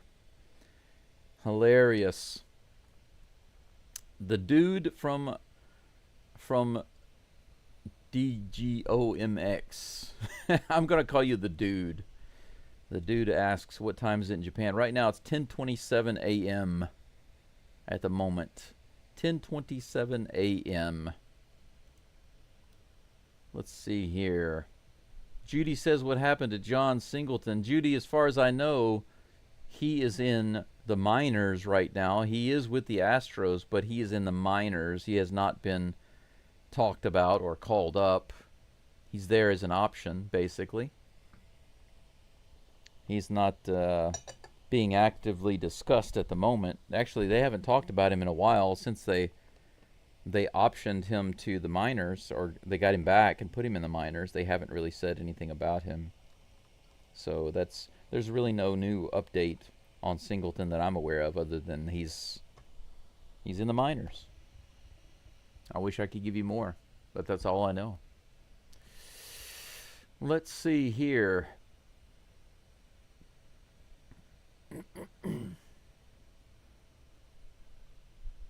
Crispy says, what's a Swiffer? That's a sweeper. A Swiffer is just what I call a sweeper, Crispy. That's all. Just my own personal slang, because it reminds me of the... It sounds similar, right? Swiffer, sweeper. But, you know, sweeping and the Swiffer motion, right? It's similar, and it's a similar thing. So it's just a joke. And Mr. Page, you're right. Swiffer... A Swiffer is the thing you sweep with. That's true. But maybe Crispy was asking what kind of pitch is a Swiffer, and that'd be the sweeper. It's just my thing. Kind of like calling a sinker a stinker. The dude says, love from Houston, just left the ballpark, but still have your live stream on. You left the ballpark? Why did you leave the ballpark? Were you watching the game? Why did you leave? Why didn't you stick around for the 9th inning? Did you have something you had to go do? Diaz is at the plate, hits the first one on the left side, scooped up by the shortstop and thrown over to first base for out number 1. 1 pitch, 1 out here in the bottom of the 7th. But to make a long story short, guys, I crawled underneath my house yesterday. My house is an old Japanese style house. It's way up off the ground. It's on stones and lumber and sticks. Very old style. Here's the pitch to Trammell. He fouls it off. Jacob Webb is actually in the game now.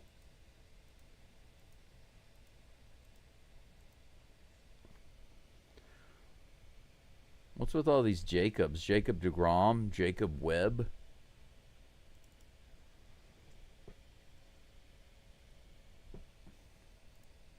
Next pitch to Trammell on the way, the 0-1. Ooh, low in the zone, swing and a miss. 0-2 now.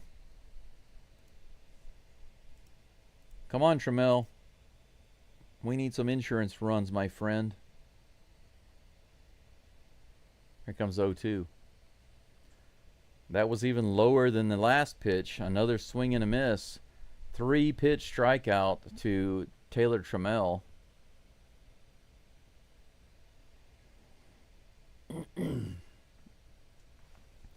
The dude says, don't like the exit rush. The ballpark was packed. Got to see 2 homers. I'm the type of guy that would stay there and stay there and stay there and stay there. The rush would be gone by the time I left. First pitch to Doobie is in there for strike 1. All right. Another delicious cup of coffee is on the way. Nice and hot. Here's the pitch. Wow, it's out to the Crawford boxes. It might be gone. I think it is. It is gone. Mauricio Dubon. There's another home run. Dude, you missed a third homer. Doobie puts it into the Crawford boxes. 3 solo home runs for the Astros today. 3-1. We have a 2-run lead. Exit velocity was very low on that, only 95 miles an hour, but the angle was perfect. Nice golf swing. Put it out into the Crawford boxes, and that was a Swiffer. The sweeper.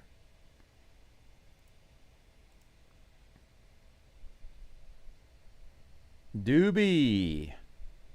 And that brings up Bryce Matthews. Maybe that will inspire him to do a little something. He takes the first pitch for strike 1. Little half swing, a little check swing there.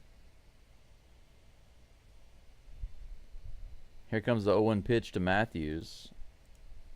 Swing and a miss. High fastball. 0-2 just like that.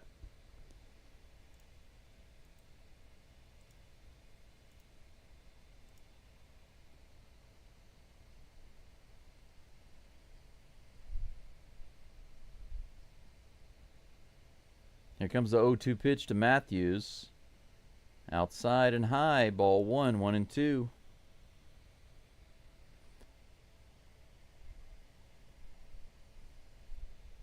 Oh for 2 today. Let's see if Bryce Matthews can get his first hit, man. Come on. Why don't you put it out the Crawford boxes? Why don't you do that? Fouls it off. He gets the bat on it. Count remains 0-2. Come on, bro. Just like any new Astro that comes in here, especially these young guys, man, how awesome would it be for the Astros, like with Cam Smith and Zach Short and Bryce Matthews, for them to start going gangbusters? Well, he lines that one out to left field, a nicely struck ball.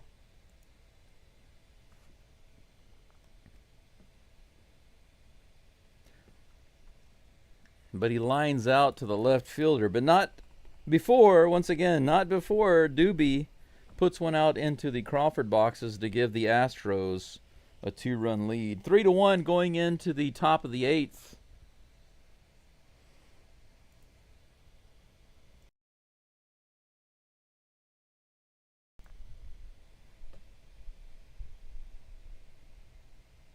Five hits for the Astros, 4 hits for the Rangers. The Astros are up 3-1. We go to the top of the 8th. Brian King most likely not going to be in the 8th inning. My guess is that we actually would see Brian Abreu. I don't see why we wouldn't. Why wouldn't we? Why wouldn't we see Brian Abreu? That's my question. Why wouldn't we? I'm gonna take a guess.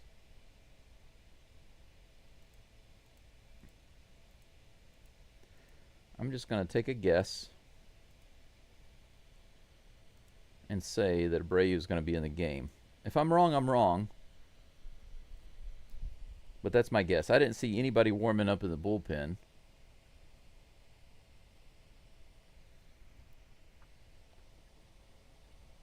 But I feel like since we have such a close game and we need a win, they will bring in Abreu.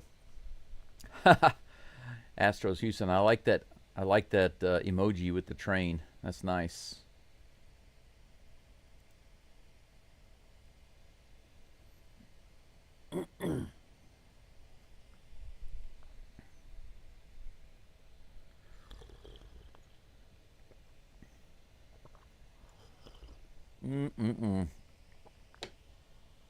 I got this huge thing of Kirkland Signature coffee from Costco. This should last me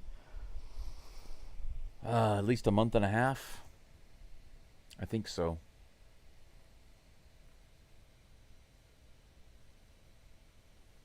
Trying to be as cost effective with my spending as possible. So I spent about 15,000 yen at Costco, which is actually only about $100.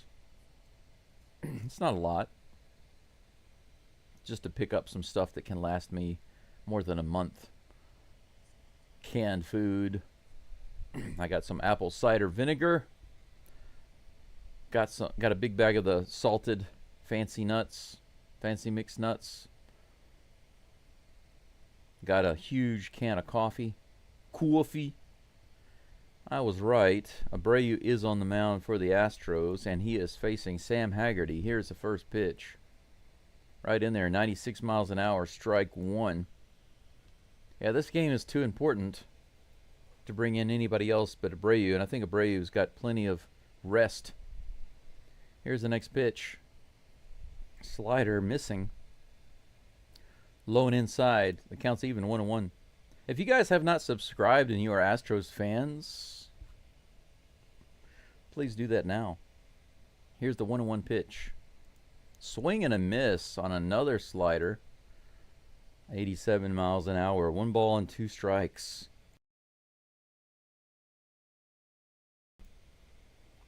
I wasn't planning to go to town today, but I might have to do that to get some more cough medicine. Here comes a 1-2 pitch. On the outside edge. Looks like it could have been a ball, but the umpire called it. Man, Carter is arguing about that one with the umpire. He really did not like that call. But Abreu gets the strikeout. This is the play of the game, they say. This catch by Trammell.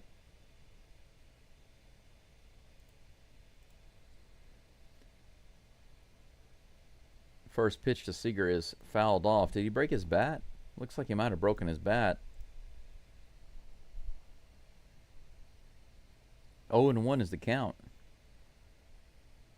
Yep. He had to go get another bat. He scratches it up.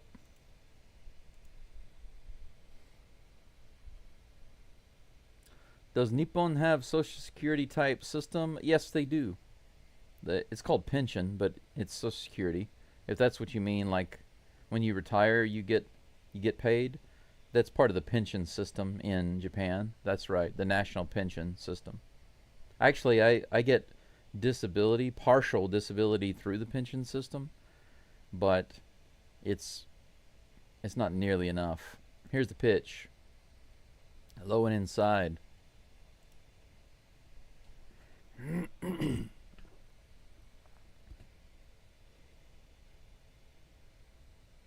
1 ball, 1 strike to Corey Seager. Here comes the toss. Abreu gets him to foul that one back for strike 2. That was a pretty fast pitch, almost 100 miles an hour.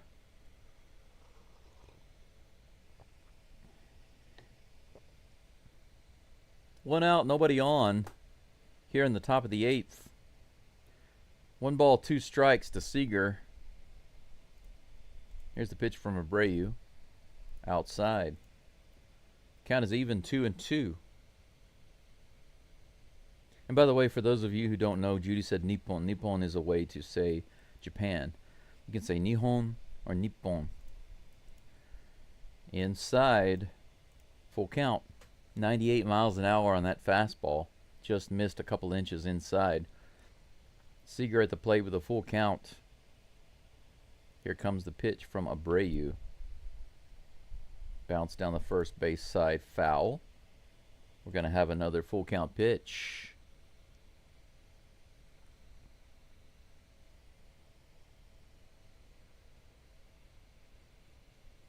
.438 in Romania.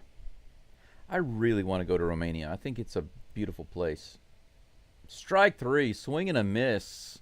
98 miles an hour, high fastball. Seager can't keep up. It's a difficult, man. Don't feel bad. Abreu's done that to many guys. Many batters have felt your pain. 2 away. Wow, they're actually showing the wild card position right now. The Rangers are 6th on that list. Man, up and in. Check swing. They say he did not go. Woo, big boos from the crowd saying he did not go on that check swing, but that looked obvious. Marcus Semien gets lucky with the ball call. 1-0. Here's the pitch. That's a strike in the bottom of the... No, it's not. It's 98 miles an hour. They're going to show this check swing again. Look at this. Look at that. How could that not be a swing? It was so obvious. that was a swing. Now they're arguing. The home plate umpire is arguing with somebody. He's like, "What are you yelling at me for? I didn't make that call."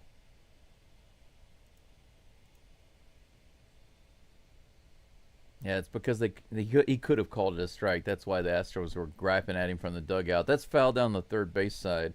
It's funny because the home plate umpire is not the one who called that a strike.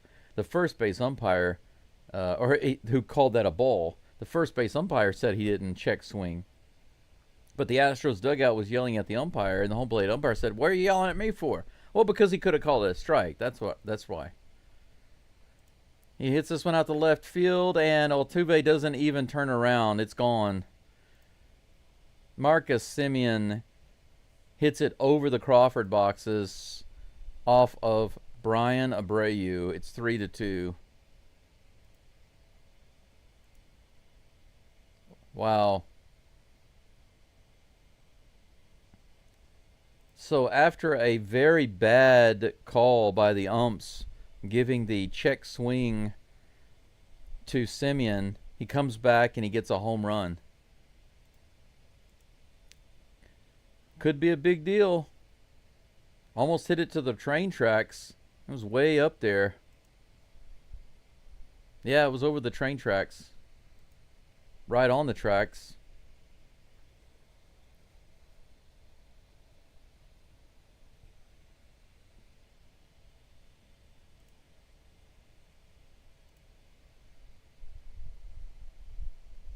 I can hear the umpire in my headphones right now. He's telling the Astros that he's warned them several times.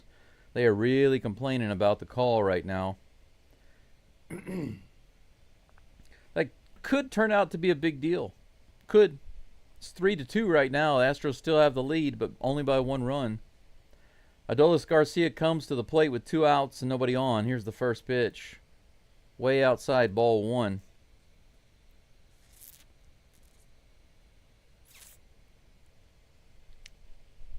Yeah, be careful with the name calling there, Judy. Don't wanna promote any of that.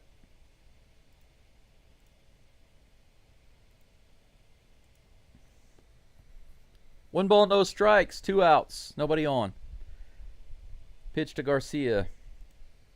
Abreu gets the swing and a miss there. 99 miles an hour in the high heat. That evens the count, 1-1.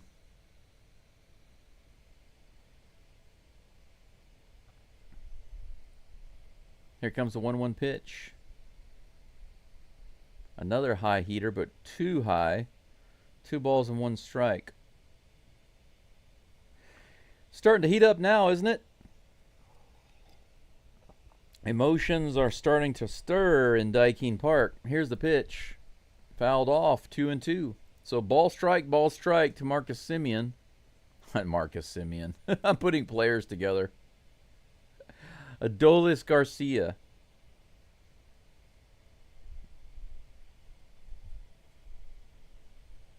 The crowd is cheering, looking for the strikeout right here. They're on their feet. This is hit high in the air. Looks playable. Cam Smith is over, puts it away, out number 3. The 8th inning is over, but Brian Abreu gives up the big home run to Marcus Semien. Still got the 1-run lead going into the bottom of the 8th. The Astros have one more opportunity to tack on some insurance runs before the 9th inning. Let's see if they can do it. 5 hits for each team, 3-2.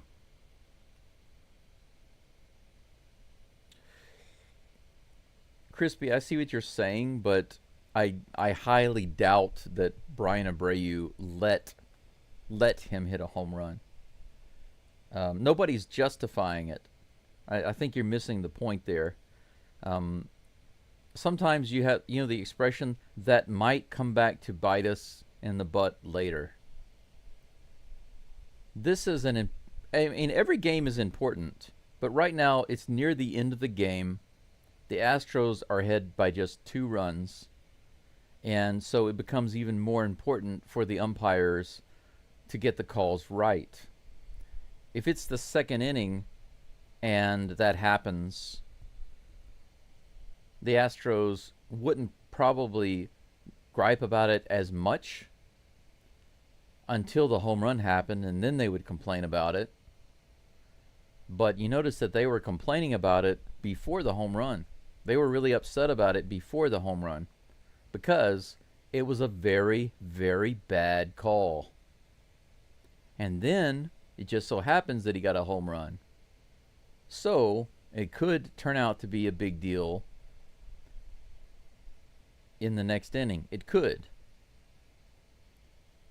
So it's very important that the umpires right now get their calls right. Now, they can't get them all right, but an important call like that that's obvious, they should definitely get it right. Absolutely they should. Can't miss a call like that. So I think nobody's saying that Abreu didn't make an error. It's not his fault. Nobody's saying that. We're just saying that he shouldn't have had to have been in that situation. Also, you got to look at how it throws the pitcher off emotionally and mentally, because he's in his zone, he's trying to pitch, and then there's arguing between the umpire and your team, and the crowd is booing and all of those things. None of those things would have happened if the right call had been made, so that's important. Isaac Paredes is at the plate, takes that first pitch outside for ball one. Luke Jackson is at the plate. Next pitch on the way.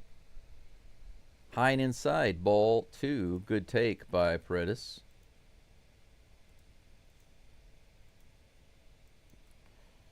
Luke Jackson. There we go. Next pitch on the way. That's in there. 2 balls and 1 strike to Paredes. Waiting for Paredes to do something today. Pop out, foul out, fly out. He's been putting the ball basically straight up in the air. Can he straighten it out right here? Here's the 2-1. Swing and a miss there on the slider. No, that was a curveball. I didn't think that moved enough to be a curveball. He calls timeout. 2-2 is the count. Bottom of the 8th. Well, Crispy, you're saying things that we should try to score more runs. Do you think they're not trying to score more runs? Fouled at the plate. Count remains 2-2. Think about what you're saying there, because if you say we should try to score more runs, so it's not all in the bullpen, I'm pretty sure that that's what the Astros are trying to do. They are trying. They're just not doing it. Maybe trying too hard, actually. Here's the 2-2 pitch. Fouled off. Now, there have been times where I've watched teams play, and it just feels like they're not trying. Just the way they're playing, it just looks like they don't care. And I express that when I see it, but I don't see that in this game. Here's the 2-2 pitch. Low below the zone. Good take by Paredes. 3 balls and 2 strikes.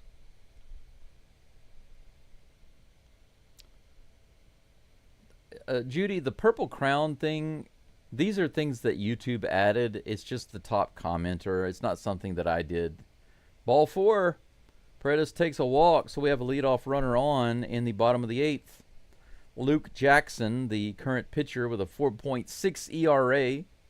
They're showing the Astros runs here. The first shot by Altuve. Then the second shot by Yiner. And then the third shot by Dubon. All of the Astros runs, home runs. Cam Smith at the plate. Is he going to crank it up? I think so. First pitch outside, ball 1. Runner on first base. The slow turtle, Isaac Paredes, on first with crank it up Cam at the plate. Here's the pitch from Jackson. A little high. Just barely missed. Ball 2, 2-0.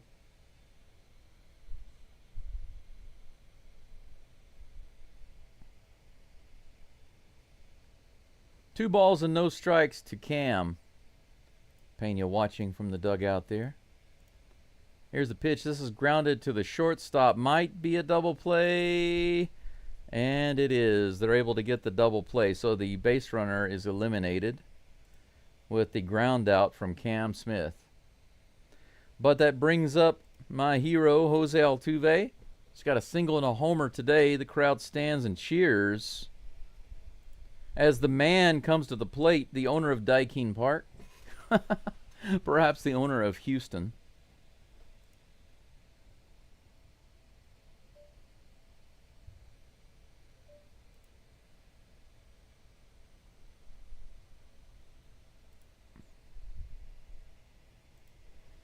Luke Jackson on the mound, 2 outs after that double play. Facing the 2-for-3 Altuve at the plate today. He almost had a 3-for-3 day, but he was robbed on a line drive opposite field hit. Caught by Adolis Garcia.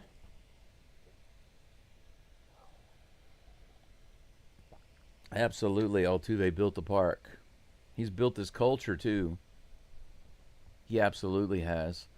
I heard about in an interview the other day how there was one point where they were offering Altuve as a trade long time ago before he became what he was. Can you imagine how things would have played out for Houston without him? I don't want to know. All right, first pitch on the way from Jackson. Way outside. Ball 1.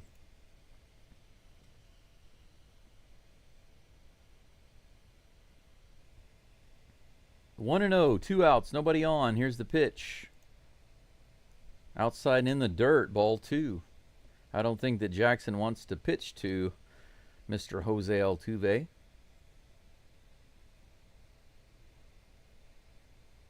Maybe Altuve doesn't like winning by only 1 run. Maybe he wants to win by more. Here's the 2-0 pitch. That's right in there. The 87-mile-per-hour slider finds its way right into the zone. 2-1 is the count.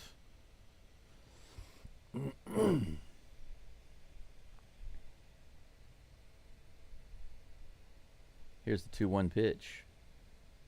A little low, but taken for strike 2. Man, that was in the very bottom of the zone. Altuve calls timeout.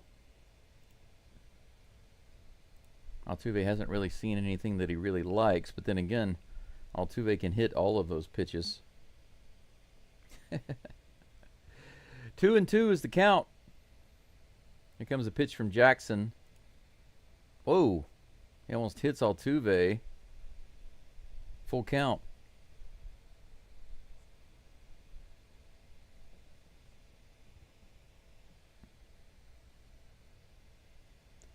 Full count on Altuve. Here's the pitch. Foul tip, strike 3. Unfortunately, he goes down with the strikeout, but the Astros still have the lead going into the top of the 9th. Josh Hader is due up. I will say this. As long as he's able to keep the ball in the park, then Hader will get us through this inning no problem. We have a 1-run lead. The hits are equal, 5-5. It's been a pitcher's game. 1 error for the Astros in this game by Dubon, a throwing error. That was way early in the game. The Astros have 3 home runs, but unfortunately all solo home runs. Can you imagine if we had runners on base just a couple of those times, we'd have a nice lead right now, but as it stands, it's 3-2. Clash is going into timeout for 30 minutes because nobody talks about Altuve like that. So enjoy the rest of the game, Clash.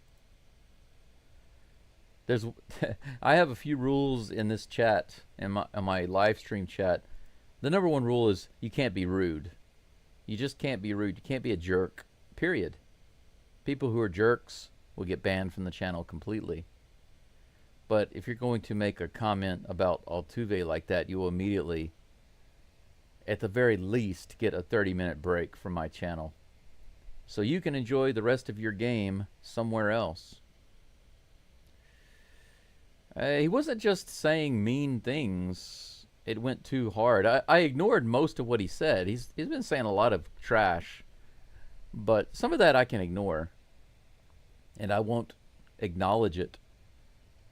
But Altuve is the best player in the game, not because his stats are the best, but because overall in every aspect, he's just amazing. But as you can tell, I like Altuve. Everybody knows that I love Altuve.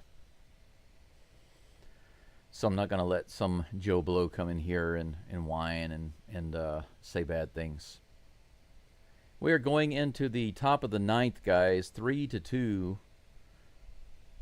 Hader is going to be on the mound in just a moment for the Astros. He appears to have finished his warm-ups.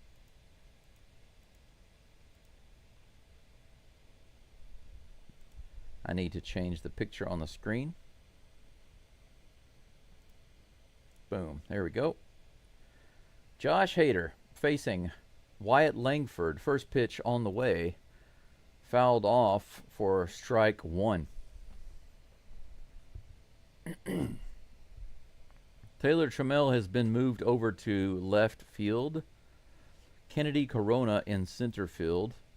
Altuve is out. Next pitch is in there for strike two. 90 miles an hour in the bottom of the zone.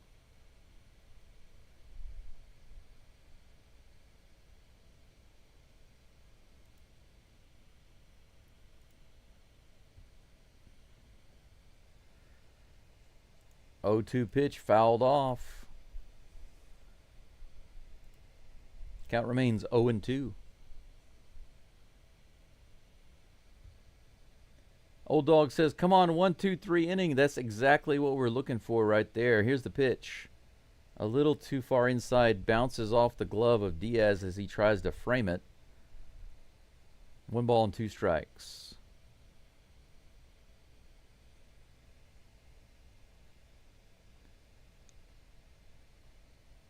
Leadoff batter here, Mr. Wyatt Langford, 1 for 3 today, is facing a 1-2 count against Josh Hader. Here's the pitch. A little Haderade, swing and a miss in the dirt. The slider gets him going. Strike 3, 1 K, and 1 down.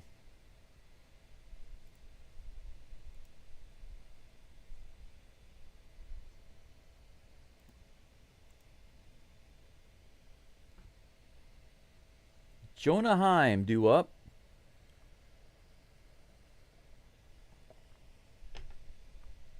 Here comes the pitch. Right in there. On the inside. Wow. That looked like an inside strike called ball 1. If you say so. 1-0. Here comes the pitch. Low and outside. Ball 2.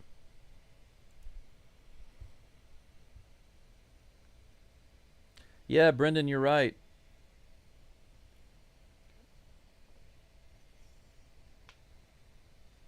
People complain about the Astros hitting, but man, look at the Rangers. Fouled off for strike 1. 2 balls and 1 strike to Jonah Heim.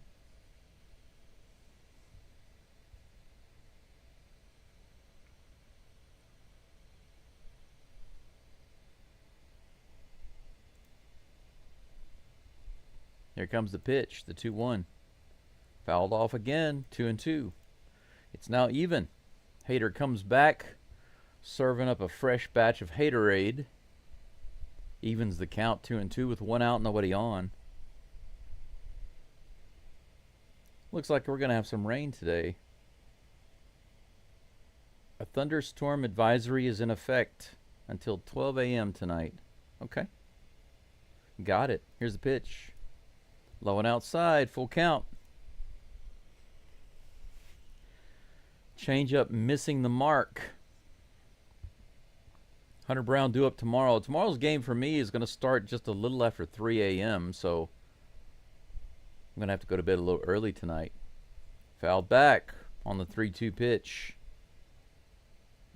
We're going to have another 3-2 delivery from Josh Hader to Jonah Heim. The game is 2-3, and the count is 3-2. Here comes the full count pitch from Hader. Hit high in the air into right field, into the stands. Count remains 3-2. 70 people listening in right now. It is close to the end of the game. Not too big of a spike on the channel right now. Maybe everybody's a little burnt out from these last few games. Here's the 3-2. Grounded to third base side. Scooped up by Dubon. Fires it over to first. Gets the out. 2 up and 2 down. Strikeout and ground out. One more out to go, and the Astros will have this game in the bag. 18-27 last year in one-run games, but this year the Astros are 18-8. They are the best, I guess you could say. The best team at one-run games in the MLB, or one of the best. Next batter is Higashioka. Takes that first pitch in the dirt for ball 1. 1-0 is the count. Who's they? Of course. Are the Astros? Yes, of course they're going to win this. Major flooding in Houston. Yeah, Texas has had a lot of flooding recently. Swing and a miss. Strike 1. 1 ball, 1 strike. 2 outs, nobody on. 2 strikes away from a victory are the Astros. 1 out. Just 1 out. Here's the pitch. Check swing in the dirt. Did he go? Give it to him. Say he went. No, he says safe. Should have given that one back to us. 2 balls and 1 strike. Hader gets a new ball and gives it some love.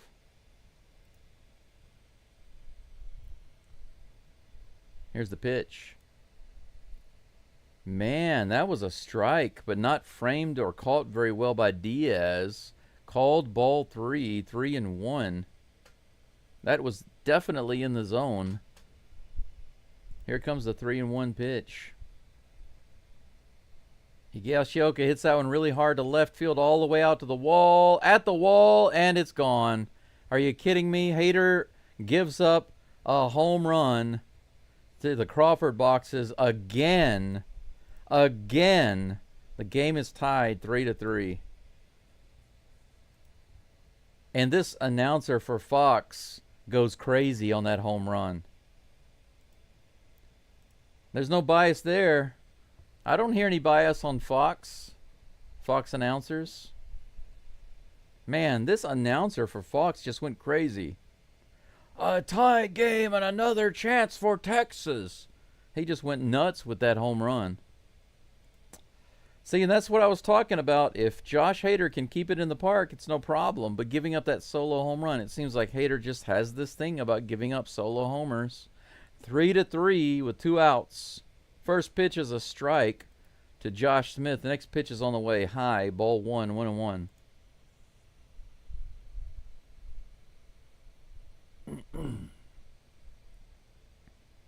Trade Hader? Why? He's the best reliever in the game. Here's the pitch. That's high, ball 2. 2-1. The first blown save of the year for Josh Hader just happened. Here comes the pitch. Swing and a miss.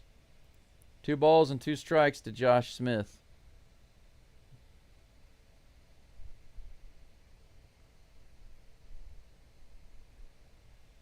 Come on, Hader, get the strikeout. We can still walk this off. Here's the pitch. Fouled off. Count remains 2-2.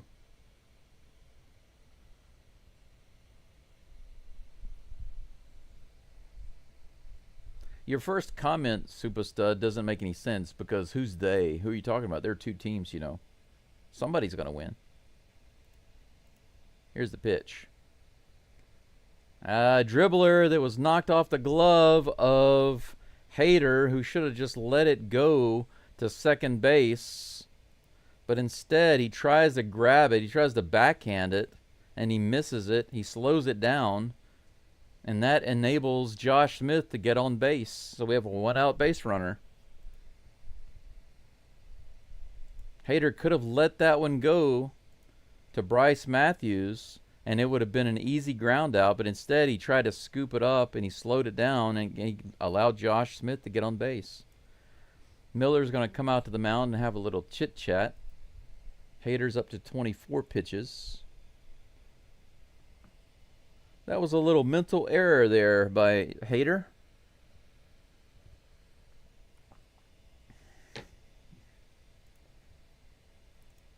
Right in the middle of the zone, right in the top middle of the zone. Literally the second row, almost in the same spot as the other home run he gave up the other day. He gave it up in the first row. This one was in the second row. I really wish I could figure that out about Hader. What's with these solo home runs in the save situations? Next batter is Duran. Swing and a miss. He is hacking at the ball big time. 0-1. 3 strikeouts today for Mr. Ezekiel Duran. Here's the pitch. Swing and miss again. 0-2.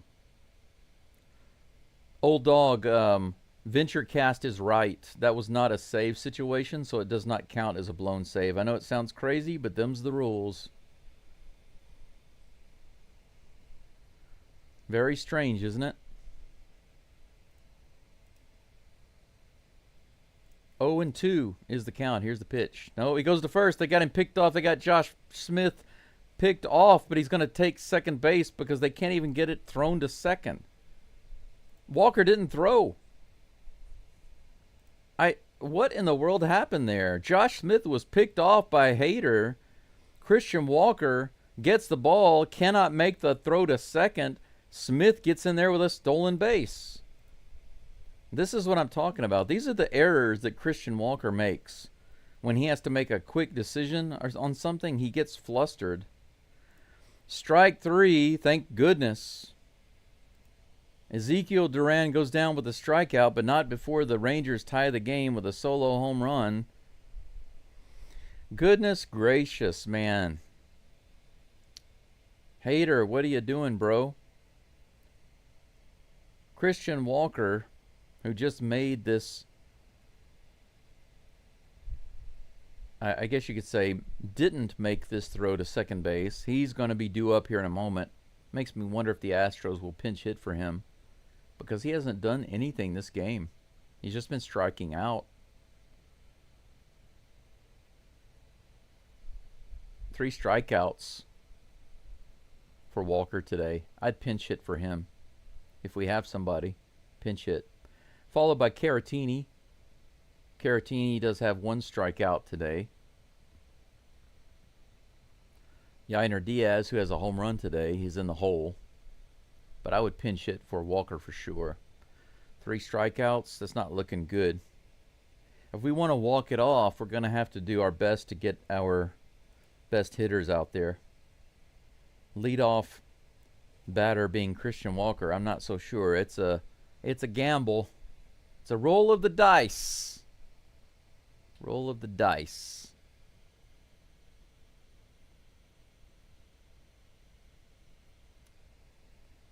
Yeah, you're right, old dog. Too bad Fromber doesn't get the win. The Astros let him down, and it's not the hitters this time, even though the hitters...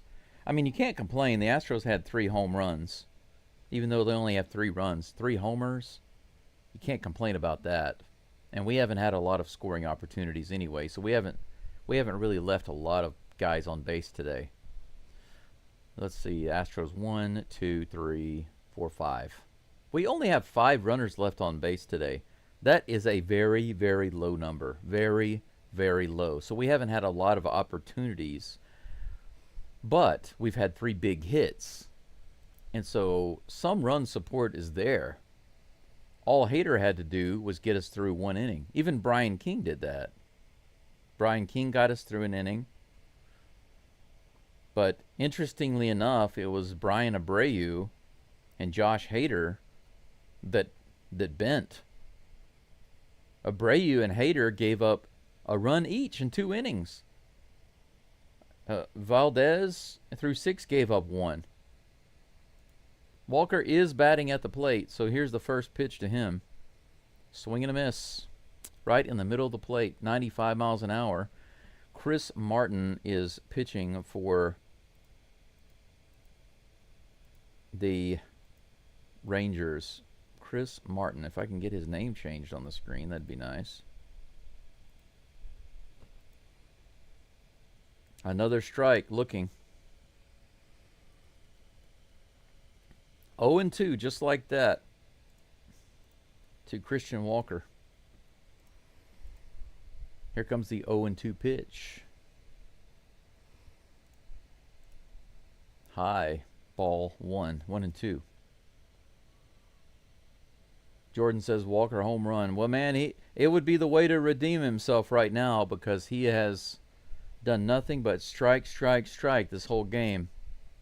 He could turn it around with a big swing, that's for sure. Here's the 1-2. Check swing. Did he go around?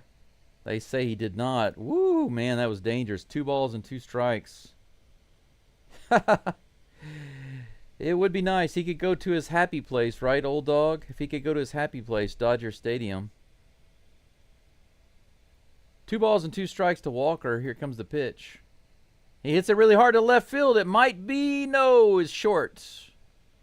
The crowd reacted too happily on that one. Didn't even get to the warning track. Flies out to left field. So he had a nice swing. At least he didn't strike out. But the crowd reacted a lot heavier than they should have on that one. That was just a standard fly out to left field. The Batman Victor Caratini comes to the plate. Fly out, ground out, strikeout today. 0 for 3. Here comes the first pitch. Inside, strike 1. Yeah, Jordan, I thought so at first too, but mainly because of the reaction of the crowd, the sound of the crowd, but it was not hit that hard. It was a good swing, but it wasn't hard enough. Maybe not on the fat part of the bat. Here's the 0-1 pitch to the Batman. Fouls off the plate, 0-2.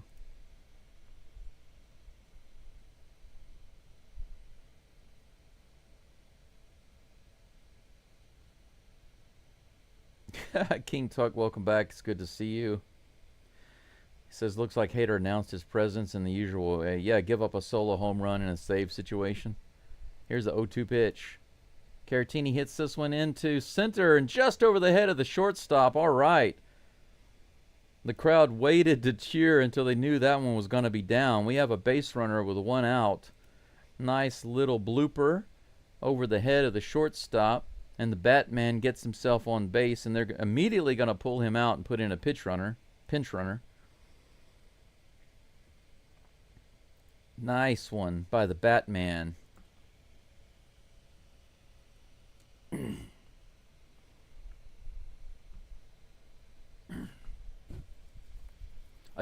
We're talking about his track record. Josh Hader has a track record of giving up solo homers in the save situation. Even when he wins.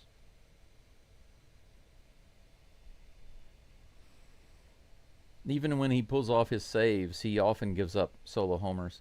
Yainer Diaz at the plate with a runner on first, 1 out. Come on, Diaz, come through. Swing and a miss, up and in. 0-1 is the count.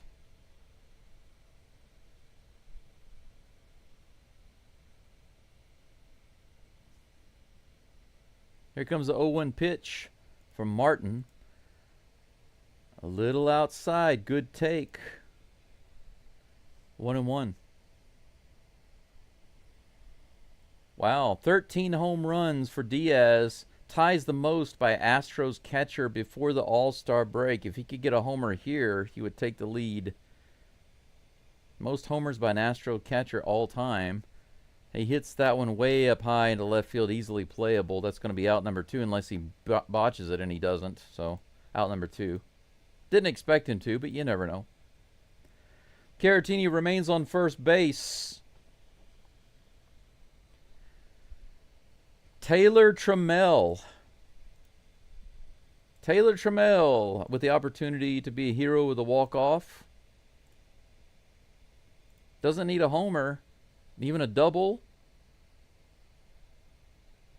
A nice double would do it. But let's see. Here's the first pitch from Martin. Grounds it to second base, who throws it over to first, and we're going to have some extra innings, guys. That's the end of regulation. Trammell swings on the very first pitch and grounds out. Nothing doing for the Astros other than that hit by Caratini. The Astros with 6 hits in this game. The Rangers with 7. It's 3-3.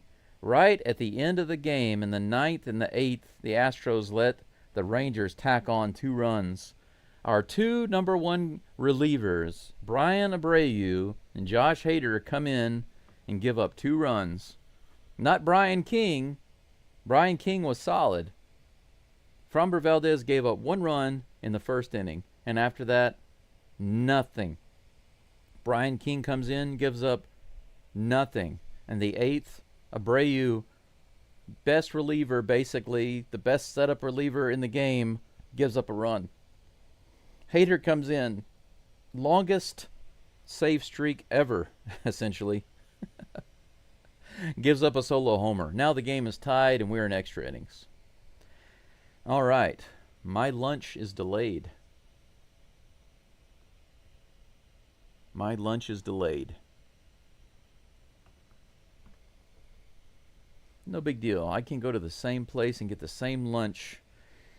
I wasn't planning to go to town for lunch today, but I really need some more cough medicine. I still have a cough. That last batch of medicine helped me out a lot, but it did not completely get rid of the cough. Still got a little bit of congestion going on, so I need to go get some more medicine, and I'll grab myself a lunch. But when will that be? Don't know. Extra innings just started.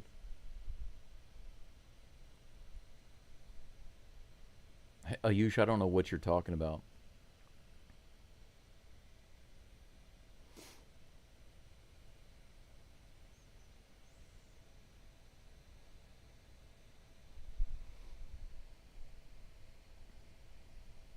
Yeah.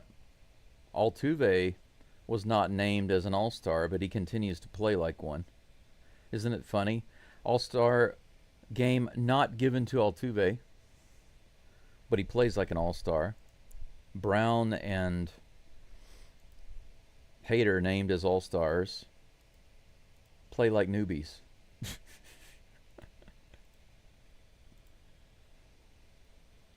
Sousa is in the game for the Astros. Bennett Sousa. Ezekiel Duran is on second base. He'll be the runner for the Rangers in the 10th inning, the top of the 10th. Evan Carter at the plate. No, there is a pinch hitter. Jake Berger is at the plate. First pitch to him on the way. Swing and a miss. 86-mile-per-hour slider in the top of the zone. 0-1 is the count. If the Rangers own us so much, then why are we so far ahead of them? Just asking. Here's a pitch. Fouled off. 0-2. Sousa after or out to the good start against Berger. I'm not really worried about the Mariners or the Rangers or anybody catching us. I'm just focused on them overtaking the Tigers. That's what I want. That's my desire. 0-2 to Berger. Customary runner on second base. No outs. Here comes the pitch. Swing and a miss in the Doit. Good pitch by Sousa. One away.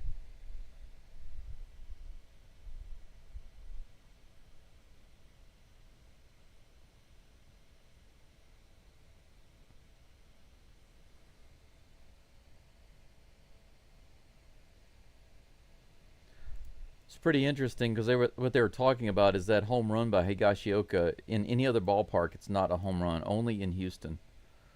That's happened a couple of times to Hader now. So he's gotten stung for balls that would be actually outs, fly ball outs. Foul ball by Corey Seager, strike one. One away, runner on second. Here comes the pitch from Sousa. That's in there for strike two. Good pitch, the 87-mile-per-hour slider. 0-2. Whoops, sorry about that. Was that a nothing burger? Yes, old dog, that was a nothing burger. Glad to see a nothing burger. Here's the 0-2 pitch to Seager. High. 1 ball and 2 strikes.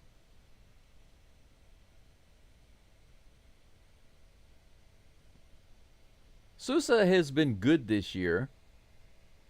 At times amazing, at times disappointing.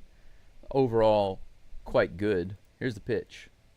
Swing and a miss. Speaking of quite good, that was a quite good pitch. The slider kind of dropped straight down. Nice toss. Take a look at this. The bottom just fell out of it. He went after it. Man, that was nice. Out number 2. Runner stays at second base, and that brings up Marcus Semien, who's 2 for 4 today. Here comes the first pitch from Sousa. Grounds it foul.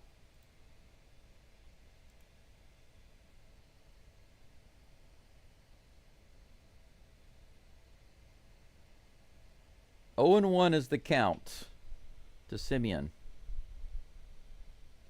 Ayush, I wouldn't be against that. I wouldn't be against the bunt. Here's the pitch. This is ripped down the line, but Paredes grabs it, throws to first. All right. Man. Good inning for Bennett Sousa. 3 up and 3 down, 2 strikeouts and a ground out. That third ball by Semien was ripped straight at Paredes, but he scoops it up like the vacuum cleaner that he is and fires it over to first for the final out. So the Astros with another chance to walk it off in the 10th. That's the kind of inning I like to see right there. Just nice, solid 1, 2, 3. They didn't even get the runner advanced. Now let's take a look at the Astros lineup here. Mauricio Dubon is due up. Now here's the thing. Bryce Matthews is on deck.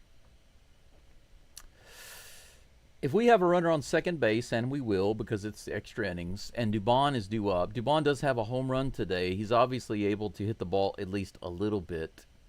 He has 1 hit today, and that's just the long ball. I do believe that Dubon is more trustworthy with bunting the ball to move the runner over than Bryce Matthews. I have no idea about Bryce Matthews. But here's the thing. Since Dubon is the leadoff batter, I would approve him bunting the ball, but I would not leave Bryce Matthews in to hit. With a runner on third and 1 out, I would not let Bryce Matthews hit. So this is what I would guess. Joe Espada, if he's going to get Dubon to bunt and move our runner over to third, then probably he'll have a pinch hitter for Bryce Matthews. That's my guess. That's just my guess. We'll see what happens. Yeah, Sousa, I have been happy with Sousa. He's slowly winning me over. Once the Astros get into the playoffs and if we see him a little bit and he's solid, then he's going to completely win me over. Right now, I feel about him like I did about Brian King last year. Brian King slowly won me over throughout the course of the year, and he became one of my favorites this year. Sousa could do the same thing. So he's on my radar. Jay says Dubon is not a good bunter. Well, that's the thing. I don't know on Dubon. I'm kind of like in the middle. Robert Garcia is in the game for the Rangers. On the mound, that is. Robert Garcia facing Dubon. Dubon shows bunt immediately. Here. Garcia comes off and fakes a throw to second base. Trammell is on second base for the Stros.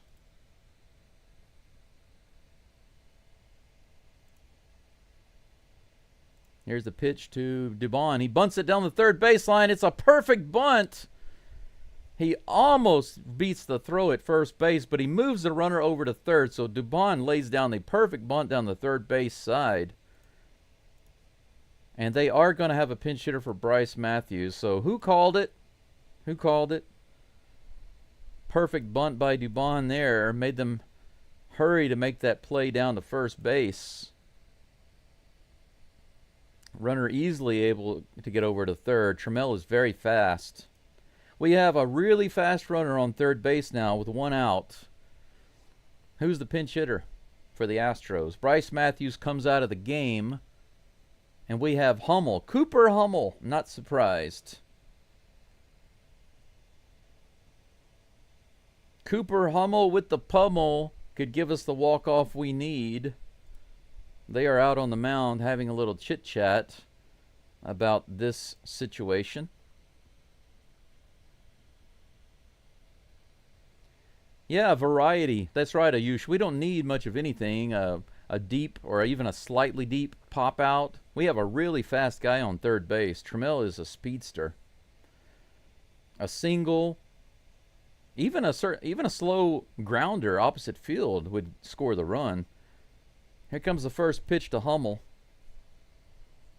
Swing and a miss, and they throw it to third immediately, and Trammell is back.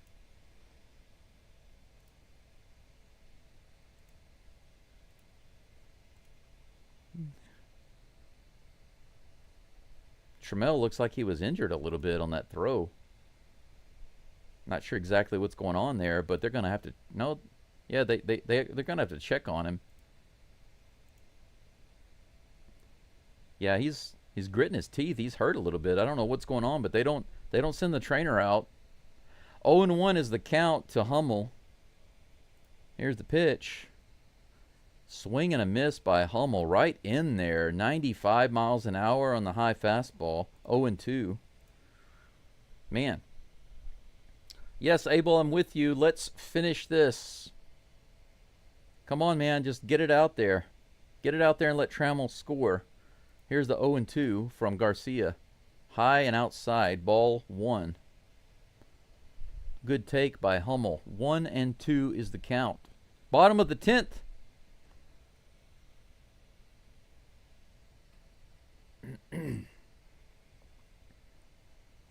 Here comes the 1-2 pitch from Garcia. Hummel takes it in the dirt. 2-2. All right, guys. This is why we watch baseball, for moments like this.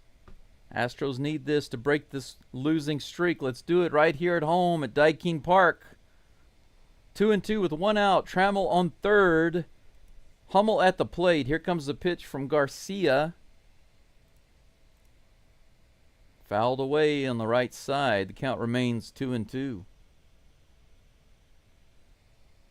I don't know. I wouldn't necessarily say that he's swinging for the fences. He's made some decent swings, I think, just from my perspective.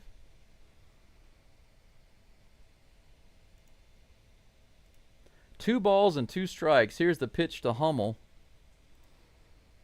And right down the middle, swing and a miss. Doesn't even get the bat on it. 2 down. Big strikeout there. Top of the batting order is now due up. High fastball. A little high, just a little above his waist. That was a good pitch, good one to swing at, just couldn't get the bat on it. That brings up Isaac the Ball Paredes. And they're going to come out and talk to him. Are they going to pull him? It looks like they're going to pull him. No? No, they're just going to chat with him. They're going to let him pitch to Paredes. So Robert Garcia is having a little chit-chat with the pitching coach and his catcher about Isaac Paredes. Paredes is 0 for 3 today. He has hit the ball straight up every single at-bat.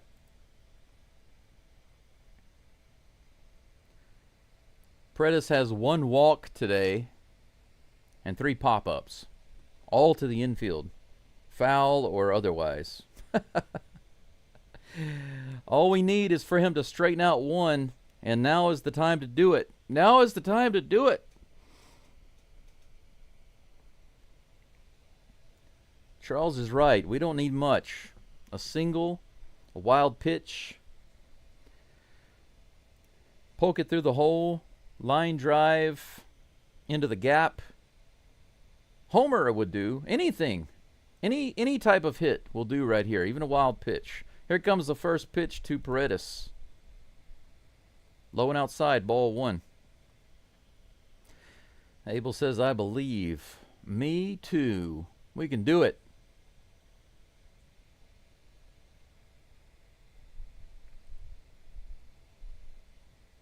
Here comes the 1-0 pitch. Wow, right in the bottom of the zone.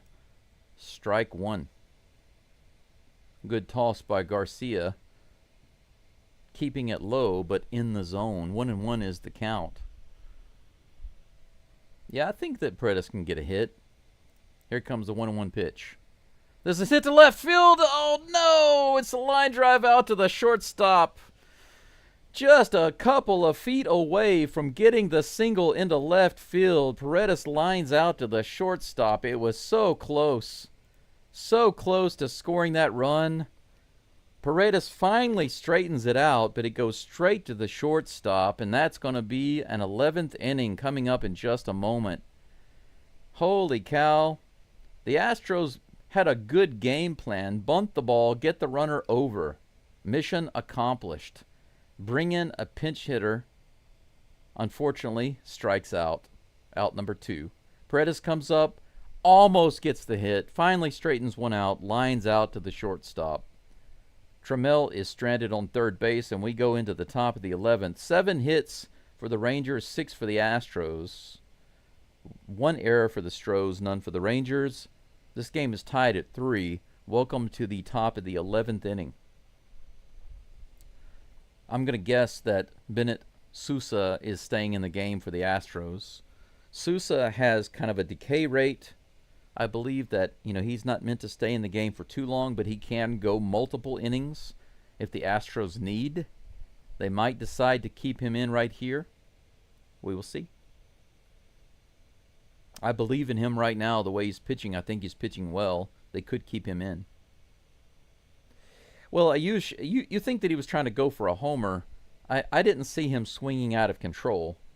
Now, if you want to see some guys swinging out of control, take a look at Bryce Matthews' swings right now and Kennedy Corona. Those guys have been swinging a little out of control. If you compare Hummel's swing to theirs, I wouldn't say that Hummel was swinging so wildly. He was swinging hard, but I wouldn't say that he was swinging for the fences. That's just my impression, of course, just from seeing it on the screen.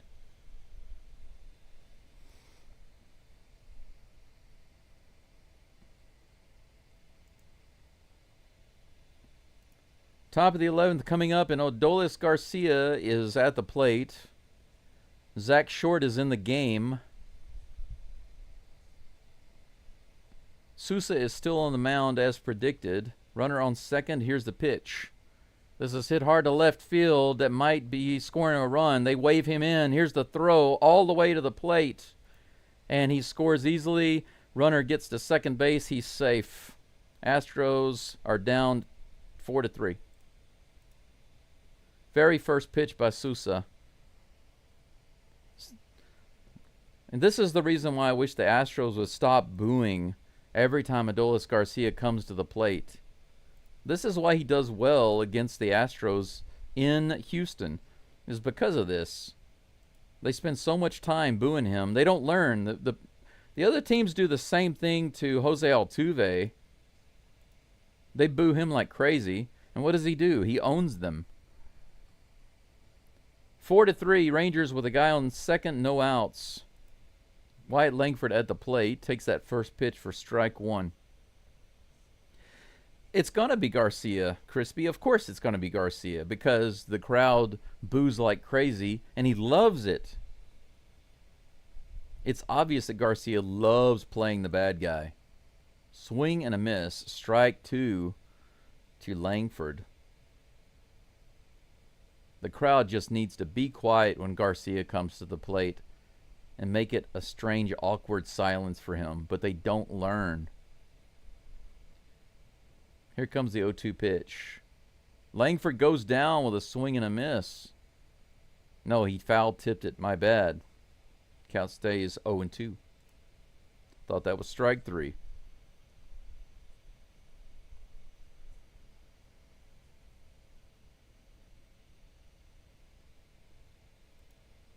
Here comes the 0-2 pitch. Right in the zone, fouled off again. Count remains 0-2. 89 people following along and 50 likes. Thank you so much. But that is a discrepancy. Basically 90 people following and only 50 likes. Make sure you like the live stream, folks. 4-3. The Rangers are up now in the 11th. No outs yet, but there's an 0-2 count. Here's the pitch. Grounded to third. Paredes scoops it up, holds the runner at second, goes to first for the out. That's one away.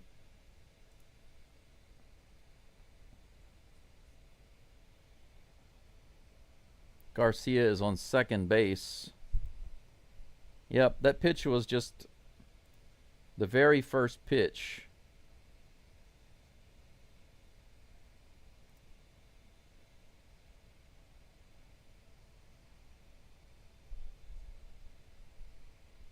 Next batter is at the plate. Jonah Heim swings at the first pitch, fouls it off, 0-1.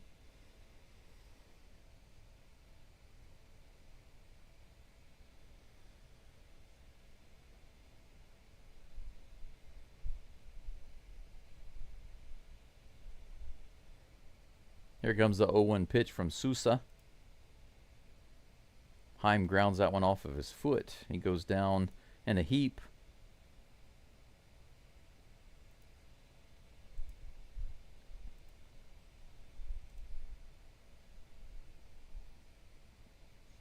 Heim is the catcher for the Rangers. He took a ball off the chin earlier. And now, this time, he strikes one off himself. 0-2 is the count.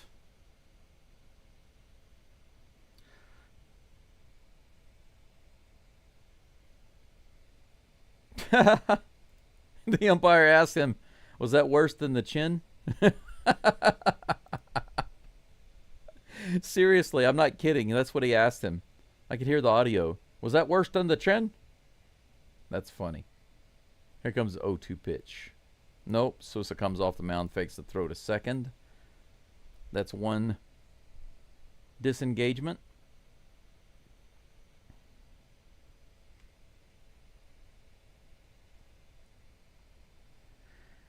All right, come on, let's go. Here's the pitch in the dirt. Ball 1, 1-2.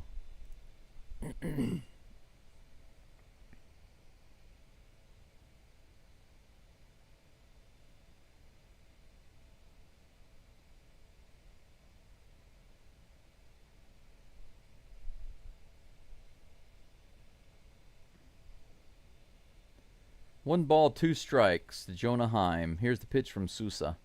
Swing and a miss. Strike three. Nice pitch by Sousa. 2 away.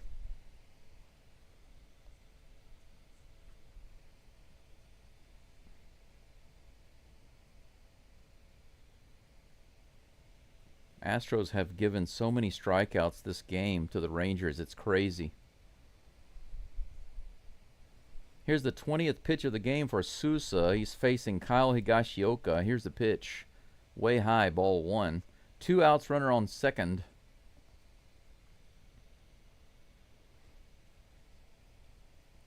Well, we got to get out of this inning first. Then we can focus on scoring. Here's the pitch. In the dirt and inside. Ball 2. 2-0.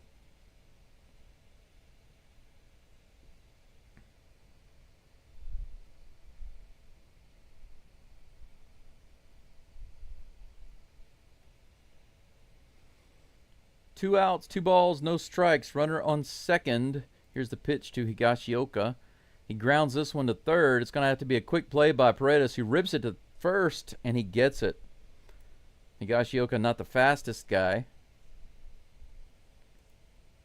But Garcia, with his double, scores a run for the Rangers. The Astros are going to have to score at least one to stay in this game. In the bottom of the 11th. Cam Smith is due up. Kennedy Corona is on deck. Altuve was taken out of the game in favor of defense in the outfield. And now they're paying for it with nothing but new guys.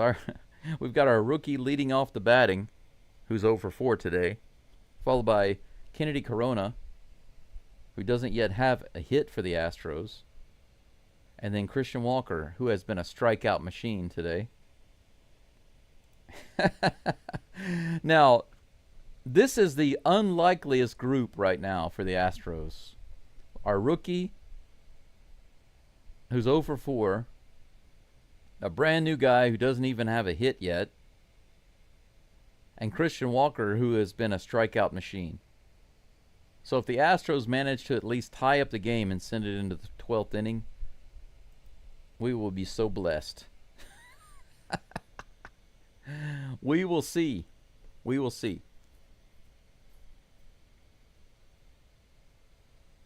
Well, they didn't take Altuve out because they thought they won. You have that wrong, Crispy. They took him out for defense.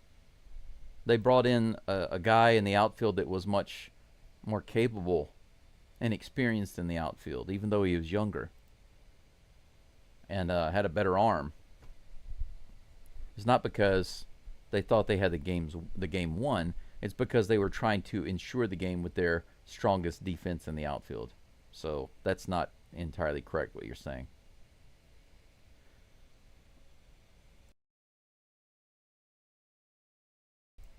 The Astros do this often. Other teams do this too. It gets to like the last inning or two, and they start pulling out some guys because they want a stronger defense. They just want to hold the lead. But unfortunately, they gave it up because of the Crawford box shot given up by Josh Hader.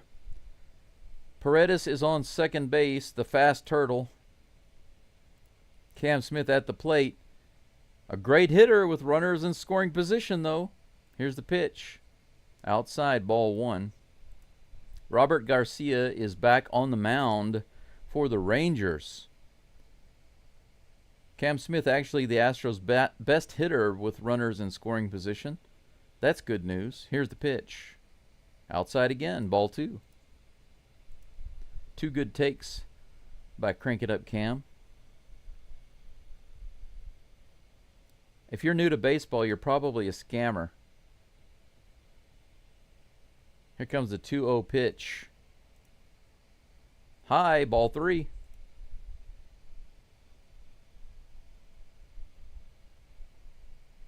Three balls and no strikes. Cam takes 3 straight pitches.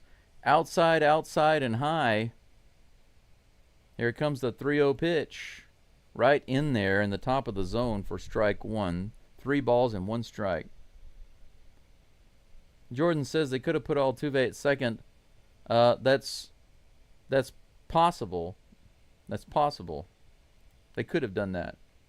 But it doesn't change what I said. Here's the 3-1. Way high, ball 4. Cam Smith with the walk. Now we have runners on first and second.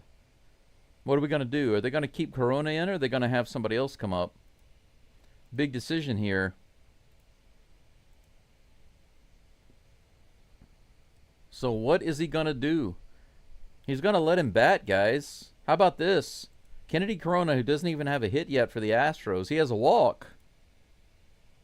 But they're going to let him bat in the bottom of the 11th. We're down by 1 with runners on first and third. He's showing bunt. They call timeout. Pitcher steps off the mound. So Corona is actually showing bunt right now. He's already ready. He's like, dude, I'm bunting. Just come on, throw the ball, let me bunt. Garcia comes set. Here's the pitch. Corona pulls back on the bunt. Ball 1, low and inside. They obviously did not walk him on purpose. He wasn't trying to walk him. He just wasn't giving him anything he could hit. Here comes the next pitch. Bunt showing. Pulls back. Hey, he's throwing to second base. Paredes is easily able to get back to second. 2 balls and no strikes to Kennedy Corona. He's shown bunt twice. Pulled back both times. Both pitches. Either too far inside or too high. Here's the pitch. Shows bunt again. Pulls back. Inside. 3 balls and no strikes. This could be a walk. Kennedy Corona looking for the call. All right. Might load up the bases right here. That'd be nice. Here's the pitch. Little high. Ball 4. Check that out. They told him not to swing, and he was standing there like he was going to bunt, and he didn't. Now the Astros have bases loaded. Garcia with a 4-pitch walk to the rookie. How about that? Garcia doesn't throw a single pitch in the zone. And that's going to be it for Garcia. No outs, guys. Christian Walker coming to the plate with bases loaded. But Garcia, that's it for him. That's his day.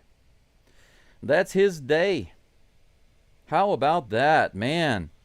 Cam Smith with a walk. Kennedy Corona, the rookie, pulls back. He was instructed to bunt. But the first 3 pitches were not good, and he pulled back. Good discipline there. And then he was told to show bunt and not swing on the 4th pitch. And that's exactly what he did, and he got ball 4. Now we have bases loaded in the bottom of the 11th with no outs. They are changing pitchers right now. Christian Walker at the plate. Brendan says, I will drink a Corona if we win. Good call. Yes, it was a good at bat. I would say that was a great at bat. Even though Corona didn't hit the ball, I am impressed. Now, we'll say this. Corona hasn't batted many times, and he hasn't gotten a hit yet. But he does have 2 walks. And what I've noticed is he has a much better sense of what to swing at and what not to swing at. So typically the balls in the zone he's been swinging at, and the balls outside of the zone he hasn't been swinging at. He's been fouling off a bunch of pitches, and getting the bat on the ball a little bit. Much better so far than what I've seen from Bryce Matthews. Night and day, actually. Bryce Matthews has just been missing the ball like right and left. So I have some hope for Corona right now. Sakura Roundtree, I think you are a scammer because you keep asking strange questions, and normally people like you are scammers because you come in saying, I'm just trying to learn this game. I'm just trying to learn baseball. Who's going to win? Are the Astros going to win? Or the Rangers? Who? Can you explain to me what's going on? And you're trying to get people engaged with you, but it's because you're a scammer. So I've got my eye on you. Hobie Milner is in the game for the Rangers. Bases loaded.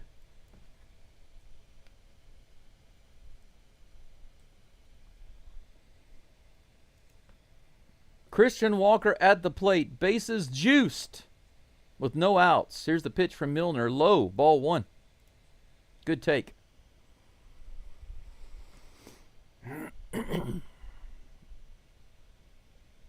Scamming those Astros fans. Scamming anybody in the chat. Anybody is what they're trying to do. What in the world was that? Kind of a check swing foul ball. 1-1 is the count against Walker. That looked like kind of a defensive check swing. Astros fans on their feet right here, looking for something big to happen.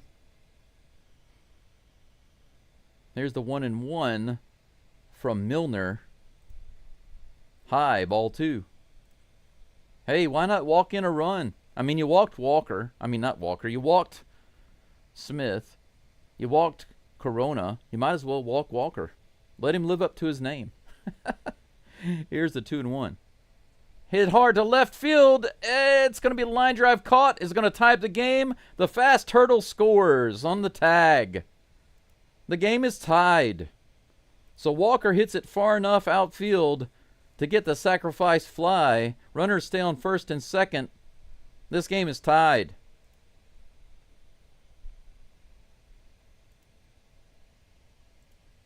He socked the ball. Paredes is driven in by Christian Walker.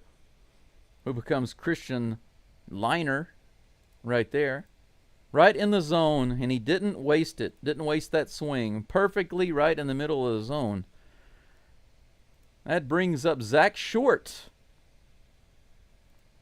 Takes the first pitch just out of the zone for ball one. Zach Short doesn't have too many at-bats, but he does have three RBIs, and he's batting about 265 for the Astros. High pitch, swing and a miss. Strike one, and the count is even.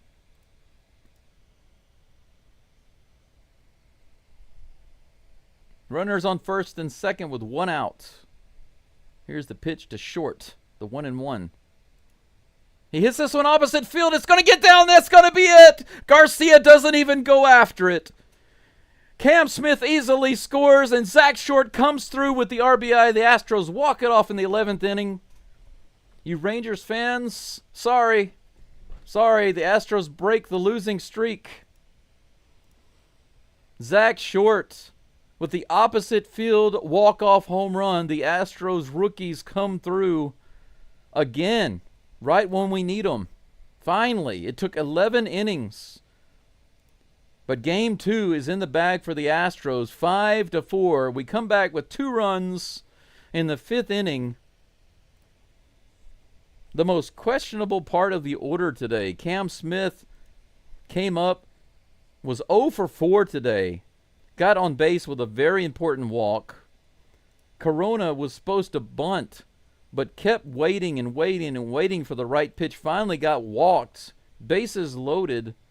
Christian Walker, sacrifice fly, drives in the tying run, and then opposite field, look at this hit. Perfect. Perfect opposite field hit. A double for Zach Short.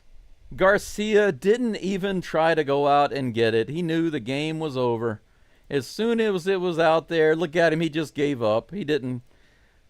A nothing burger for the Rangers in Houston. And the Astros come out of the dugout and assault Zach Short.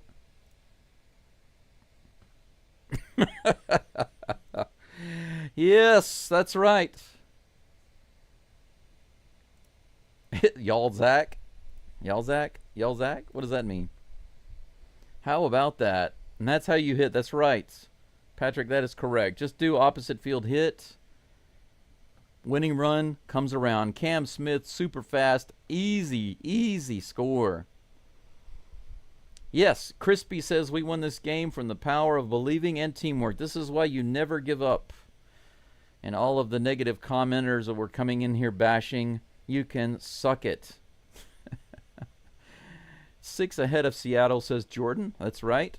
Short has come through. I mean, he's still got some proving to do, but man, he has come through with some big RBIs for the Astros so far. And tomorrow we have a chance to win the series. We are tied 1-1 with the Rangers at home right now. Absolutely. Let's go for it. And as usual, let's take a look at the scoring summary, guys. What a fun game this was. It was a really difficult game. Mostly a pitching duel back and forth with the Astros and the Rangers struggling to get runs on the board. But let's go back and do a review and see how this game played out. In the top of the first inning, Haggerty scored on a wild pitch by Valdez. This would be the only run that Valdez would give up in 6 innings, believe it or not. 1-0, the Rangers were up. But Altuve came in the bottom of the first immediately and tied it up with a 407-foot home run to left center field. 1-1. In the 4th inning, the Astros took the lead when Diaz homered to left field. 2-1 Astros. In the bottom of the 7th, Dubon extended the lead with another home run. 3-1 Astros. Excuse me for just a moment. I needed to cough. Pardon me. The Astros looked like they were going to lock it down. Sousa had a really good inning in the Brian King had a good inning in the 7th, and then Sousa was in later on, but I'm sorry, I'm getting ahead of myself. Brian Abreu came in and gave up a home run to Simeon in the 8th, allowing the Rangers to pull within 1, 2-3 Astros. In the 9th, Hader gave up a home run to the second row of the Crawford boxes, and that tied up the game, sending us into extra innings because the Astros could not walk it off in the 9th. We went through 2 extra innings. In the 11th, Garcia singled to left, and he actually started celebrating before he even got to first base. He barely managed to get a double. He scored Simeon, and that gave the Rangers a 4-3 lead. Going into the bottom of the 11th, the Astros were down by 1. The very first batter was Cam Smith. He got a much-needed walk. Runners on first and second, no outs. Joe Espada left Kennedy Corona in the game with instructions to bunt the ball. And he was trying to bunt the ball, but the pitches that were coming in from Garcia were not in the zone. So Corona kept laying off. He kept laying off and laying off. And before you know it, it's 3-0. And then he was basically told, show bunt, but let it go. And that's what he did. And guess what? Ball 4. Great at-bat by the rookie to load the bases with no outs. And then Walker came up, got a line drive, sacrificed to center field, scoring Isaac Paredes. The Astros were able to tie it up 4-4. And then Zach Short with a single to right field, which would have been a double. It was an opposite field hit all the way to the wall, scoring Cam Smith. I'm pretty sure that would have scored 2 runs. But, of course, we only needed that 1 run. The Astros win in 11 innings, 5-4 with the walk-off from Zach Short. Our guys came through when it mattered most. Thank goodness the Astros break their losing streak with this win today over the Texas Rangers. 32-18 at home, 55-39 overall. Now let's go and look at a preview of tomorrow's game. Tomorrow's game is going to be much earlier. It's an afternoon game in the U.S., but for me here in Japan, it is going to be at about 3 in the morning. Yeah, 3:10 in the morning for me. I've got to get up about 2:15 at the latest. I usually need about 45 minutes to an hour to kind of wake up, get ready, get everything going, and get my coffee ready and all of that good stuff, get a little snack, and feel awake, because starting at 3 o'clock in the morning is not fun. But if I can wake myself up, it's much easier. 1-1. We're tied up in this series with the Rangers here in Daikin Park, looking for the series win tomorrow. If you look on the screen, the matchup predictor for tomorrow is that it says that the Astros have a 59.8% chance of winning. We'll see if that plays out. Nathan Eovaldi, if we take a look at this right here, Nathan Eovaldi is due on the mound for the Rangers. He'll be facing Hunter Brown. 6-3 is Eovaldi's record with a 1.62 ERA. Out of 83.1 innings, he's given up 58 hits. That's pretty good. 86 strikeouts in 83.1 innings. That's also pretty good. 13 walks isn't bad at all. And only 4 home runs. I'm surprised that Eovaldi is 6-3. I would think that he'd be more like, with those numbers, maybe 7-2 or 8-1. But Hunter Brown is 9-3 with a 2.21. He got kind of blown up his last outing, so hopefully that's out of his system, and he has it locked in so the Astros can win this series tomorrow. Before I take a look at the live chat, let's take a look around the league right quick. Any scores of note? I think I can show this maybe on the screen. Let's see here. The Angels are winning in the bottom of the 5th against the Diamondbacks 4-2. A's are down 2-1 against the Jays. The A's and the Jays. Look at that. The Cubs beat the Stankies 5-2. Thank you, Curbs. I'm not a Curbs fan, but I like to see the Stankies go down.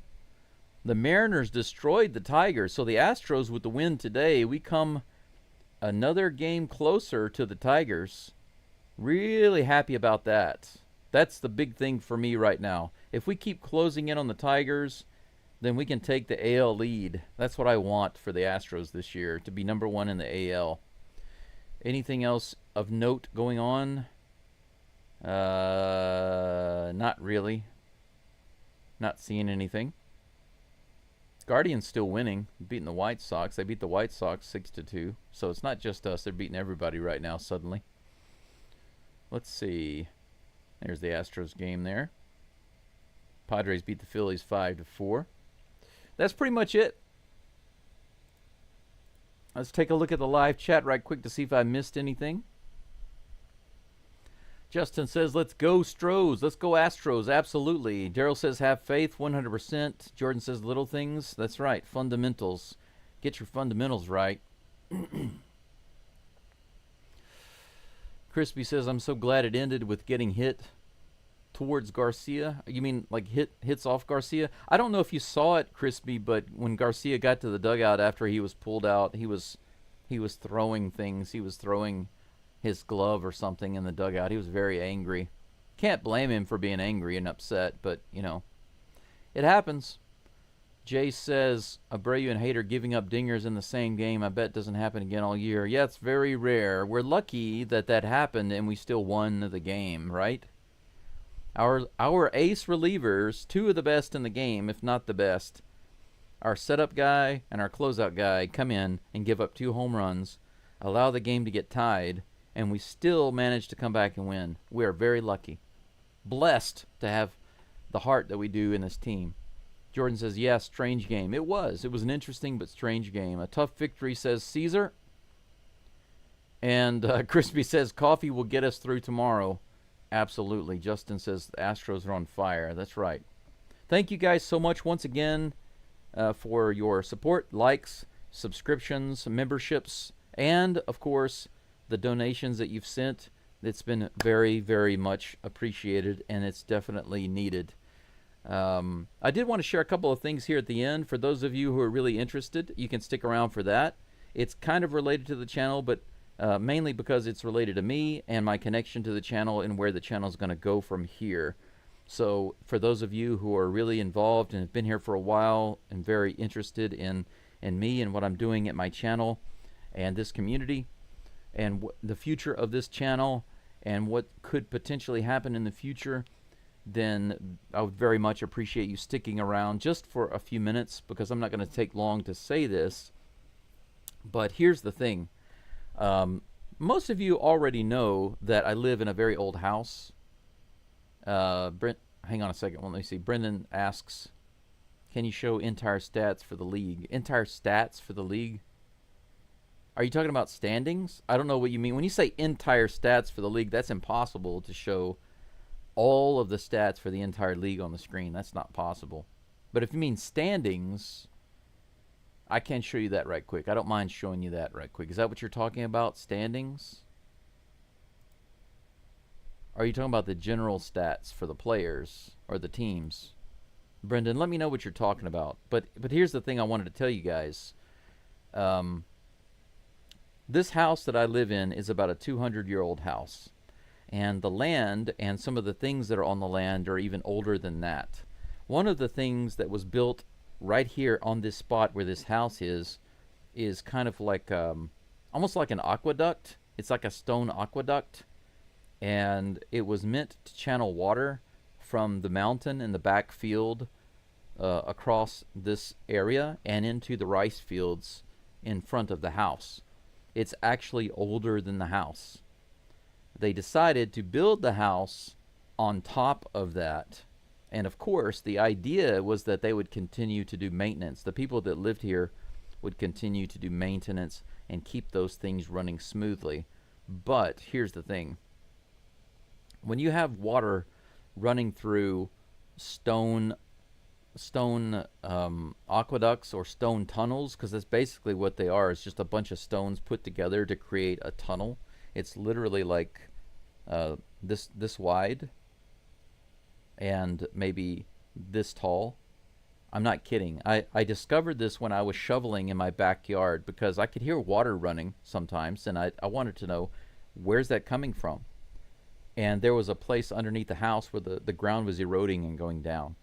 So I suspected that water was going under the house. I turned out to be really, really right. Because when I started digging in the backyard, I found basically a stone tunnel. And when I pulled the big, large stones off the top, I revealed like a square stone tunnel that goes under my house. It's no joke. it's crazy. But this old stone tunnel is very old, and the water running under there is basically nonstop. So you can see that this has caused a problem, because that water running nonstop and going between the stones, it has caused the soil to erode. And so the dirt under my house has been sinking and going down. Some of the supports under my house have fallen down. One of those supports is a large pile of stones, literally just piled up and wedged together to help support the house. One of those has completely collapsed down into the ground. Another one is very close to the sunken down part. It's on one side, it's about 1 inch away from the edge of this sunken part, and on the other side where it's sunken down, it's about 1.5 feet away from the sunken part. So it just happens to be that this one stone column is left right in the middle that's supporting all of this weight at the moment. And there are 3 main areas under my house where the soil has eroded and gone down, because as the water flows underneath it, the soil has just been going down, down, down, down, down, down. Now, why am I telling you all this? What does this have to do with the Astros and baseball? Well, it has everything to do with this channel and me, because I run this channel.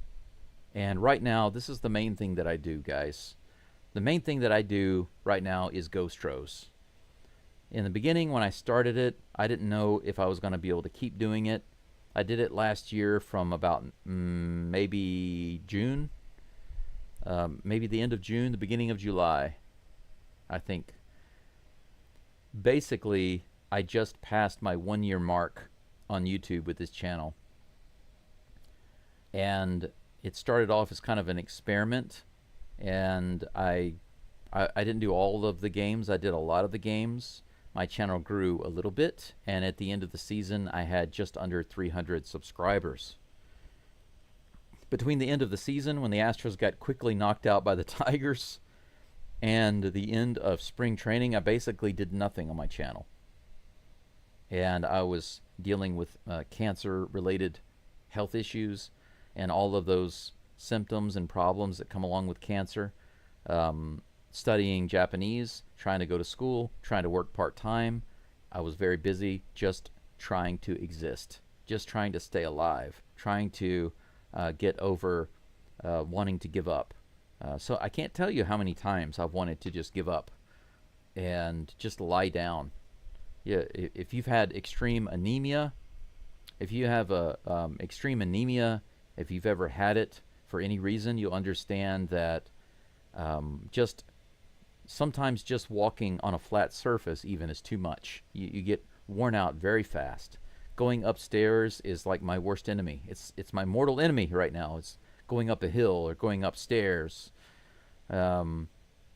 So yesterday I crawled underneath my house. And you would think that it doesn't take too much energy to crawl underneath a house, especially when it's way up off the ground, because it's more than 2 feet off the ground. So there's a good bit of room under there, even for a guy like me. I'm 6'2". I'm 6 feet 2. So for me to crawl under the house, there's enough room for me to crawl under there, and it's not too hot right now because underneath the house it's nice and cool. But the reason I say that is because even something that isn't generally considered to be too difficult is difficult for me, because the blood flow just isn't good, and it's because of the tumor in my body. I can't guarantee all of the things that will happen in my life, but I really do want to keep my channel. Like Ayush says you should keep your channel. It's been growing like crazy. Yeah, it has been growing, and it's been very hopeful to me, and it's made me feel very good because the community is growing, and I feel more and more part of something. I've had 2 close friends walk away from me this year. I've lost a couple of girlfriends over the past couple of years. They couldn't deal with my health issues. I had another girl come in who I thought was going to be there for me, but she completely did a 180 and she's gone.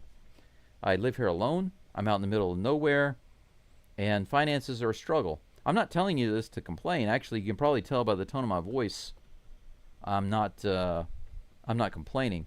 But the reason I'm telling you this is because the condition of my house is such that I have to make some decisions on what I'm going to do and where I'm going to go. If I need to go somewhere instead of staying in this house until it's repaired and safe. And I'm thinking about where that could be. So, there is a possibility that I might return to the U.S. for a little while. And if I did that, I would be considering going to Houston just because of the success of the channel, and I think it would help me to really grow the channel. I don't necessarily plan on staying in the U.S. permanently, but I need to find a way to improve my, or at least I need to have a way to improve my life financially and to be in a safer environment while I get some work done to my house. And right now, the thought crossed my mind that I just might have to return to the U.S. at least for a short time. So I'm considering it. And I'm also going to be doing some other things that I'll let you guys know about. But in the meantime, I just wanted to share that with you because, you know, the Astros play a lot of games throughout the month, typically about 25 games. And that means I have to really commit to doing that. And if things start going on where I'm moving here and there, it's going to become a challenge to continue doing my live stream, but I plan to commit to it and do it. Because it's been growing so much and you guys have been so supportive, it's really encouraged me and shown me that it really can grow into something very big, a very big, powerful community in the Astros sphere. So, or underneath the dome, the Astrodome sphere. So I really believe in it, and I think it should keep going. I really do.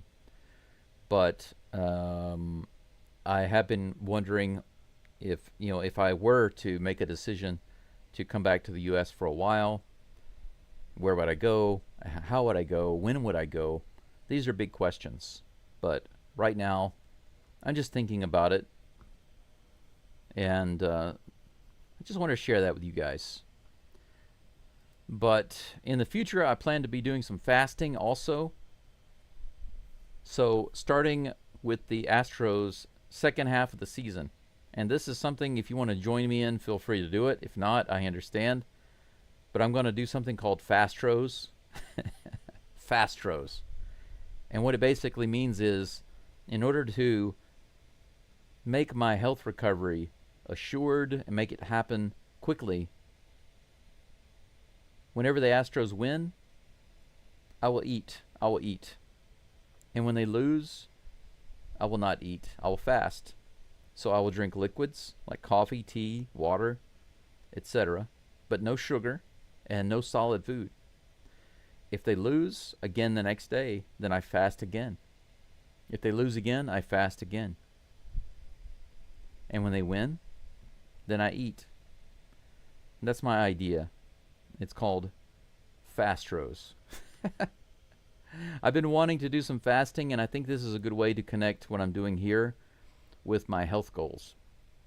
So, if any of you guys are interested in doing that with me, I'll be letting you know about that in the near future. But I'm going to try to work that out during the All-Star break. I'm looking forward to having a break. But tomorrow we have one more game against the Rangers, Game 3. So looking for a win tomorrow so we can close this series with a victory and take a well-deserved break in the All-Star game. Casey, thank you for being here. Ayush, Brendan, Jordan, Justin, Crispy, Caesar, Old Dog, Charles. Let's see here. Anybody else I missed? John, Abel, Patrick, all of you guys and gals, thank you so much for being here. Elbow, thank you. Thank you for being here. Thank you for listening in. If you have any suggestions for me, because right now it's just on the outside edge of my mind, but I am considering spending some time in the U.S. And if I do that, I might, because I have some family in Houston, there's a possibility that I might come and spend some time in Houston and be there for a little while until I can get some work done on this house to make it safer and more comfortable, and then move back. But right now, I don't know that. We'll see. But yes, go Astros. Go Stros. Thank you so much. And I will see you guys around 3:10 or 3 a.m. Japan time for the next game. Thank you for listening, and see you tomorrow.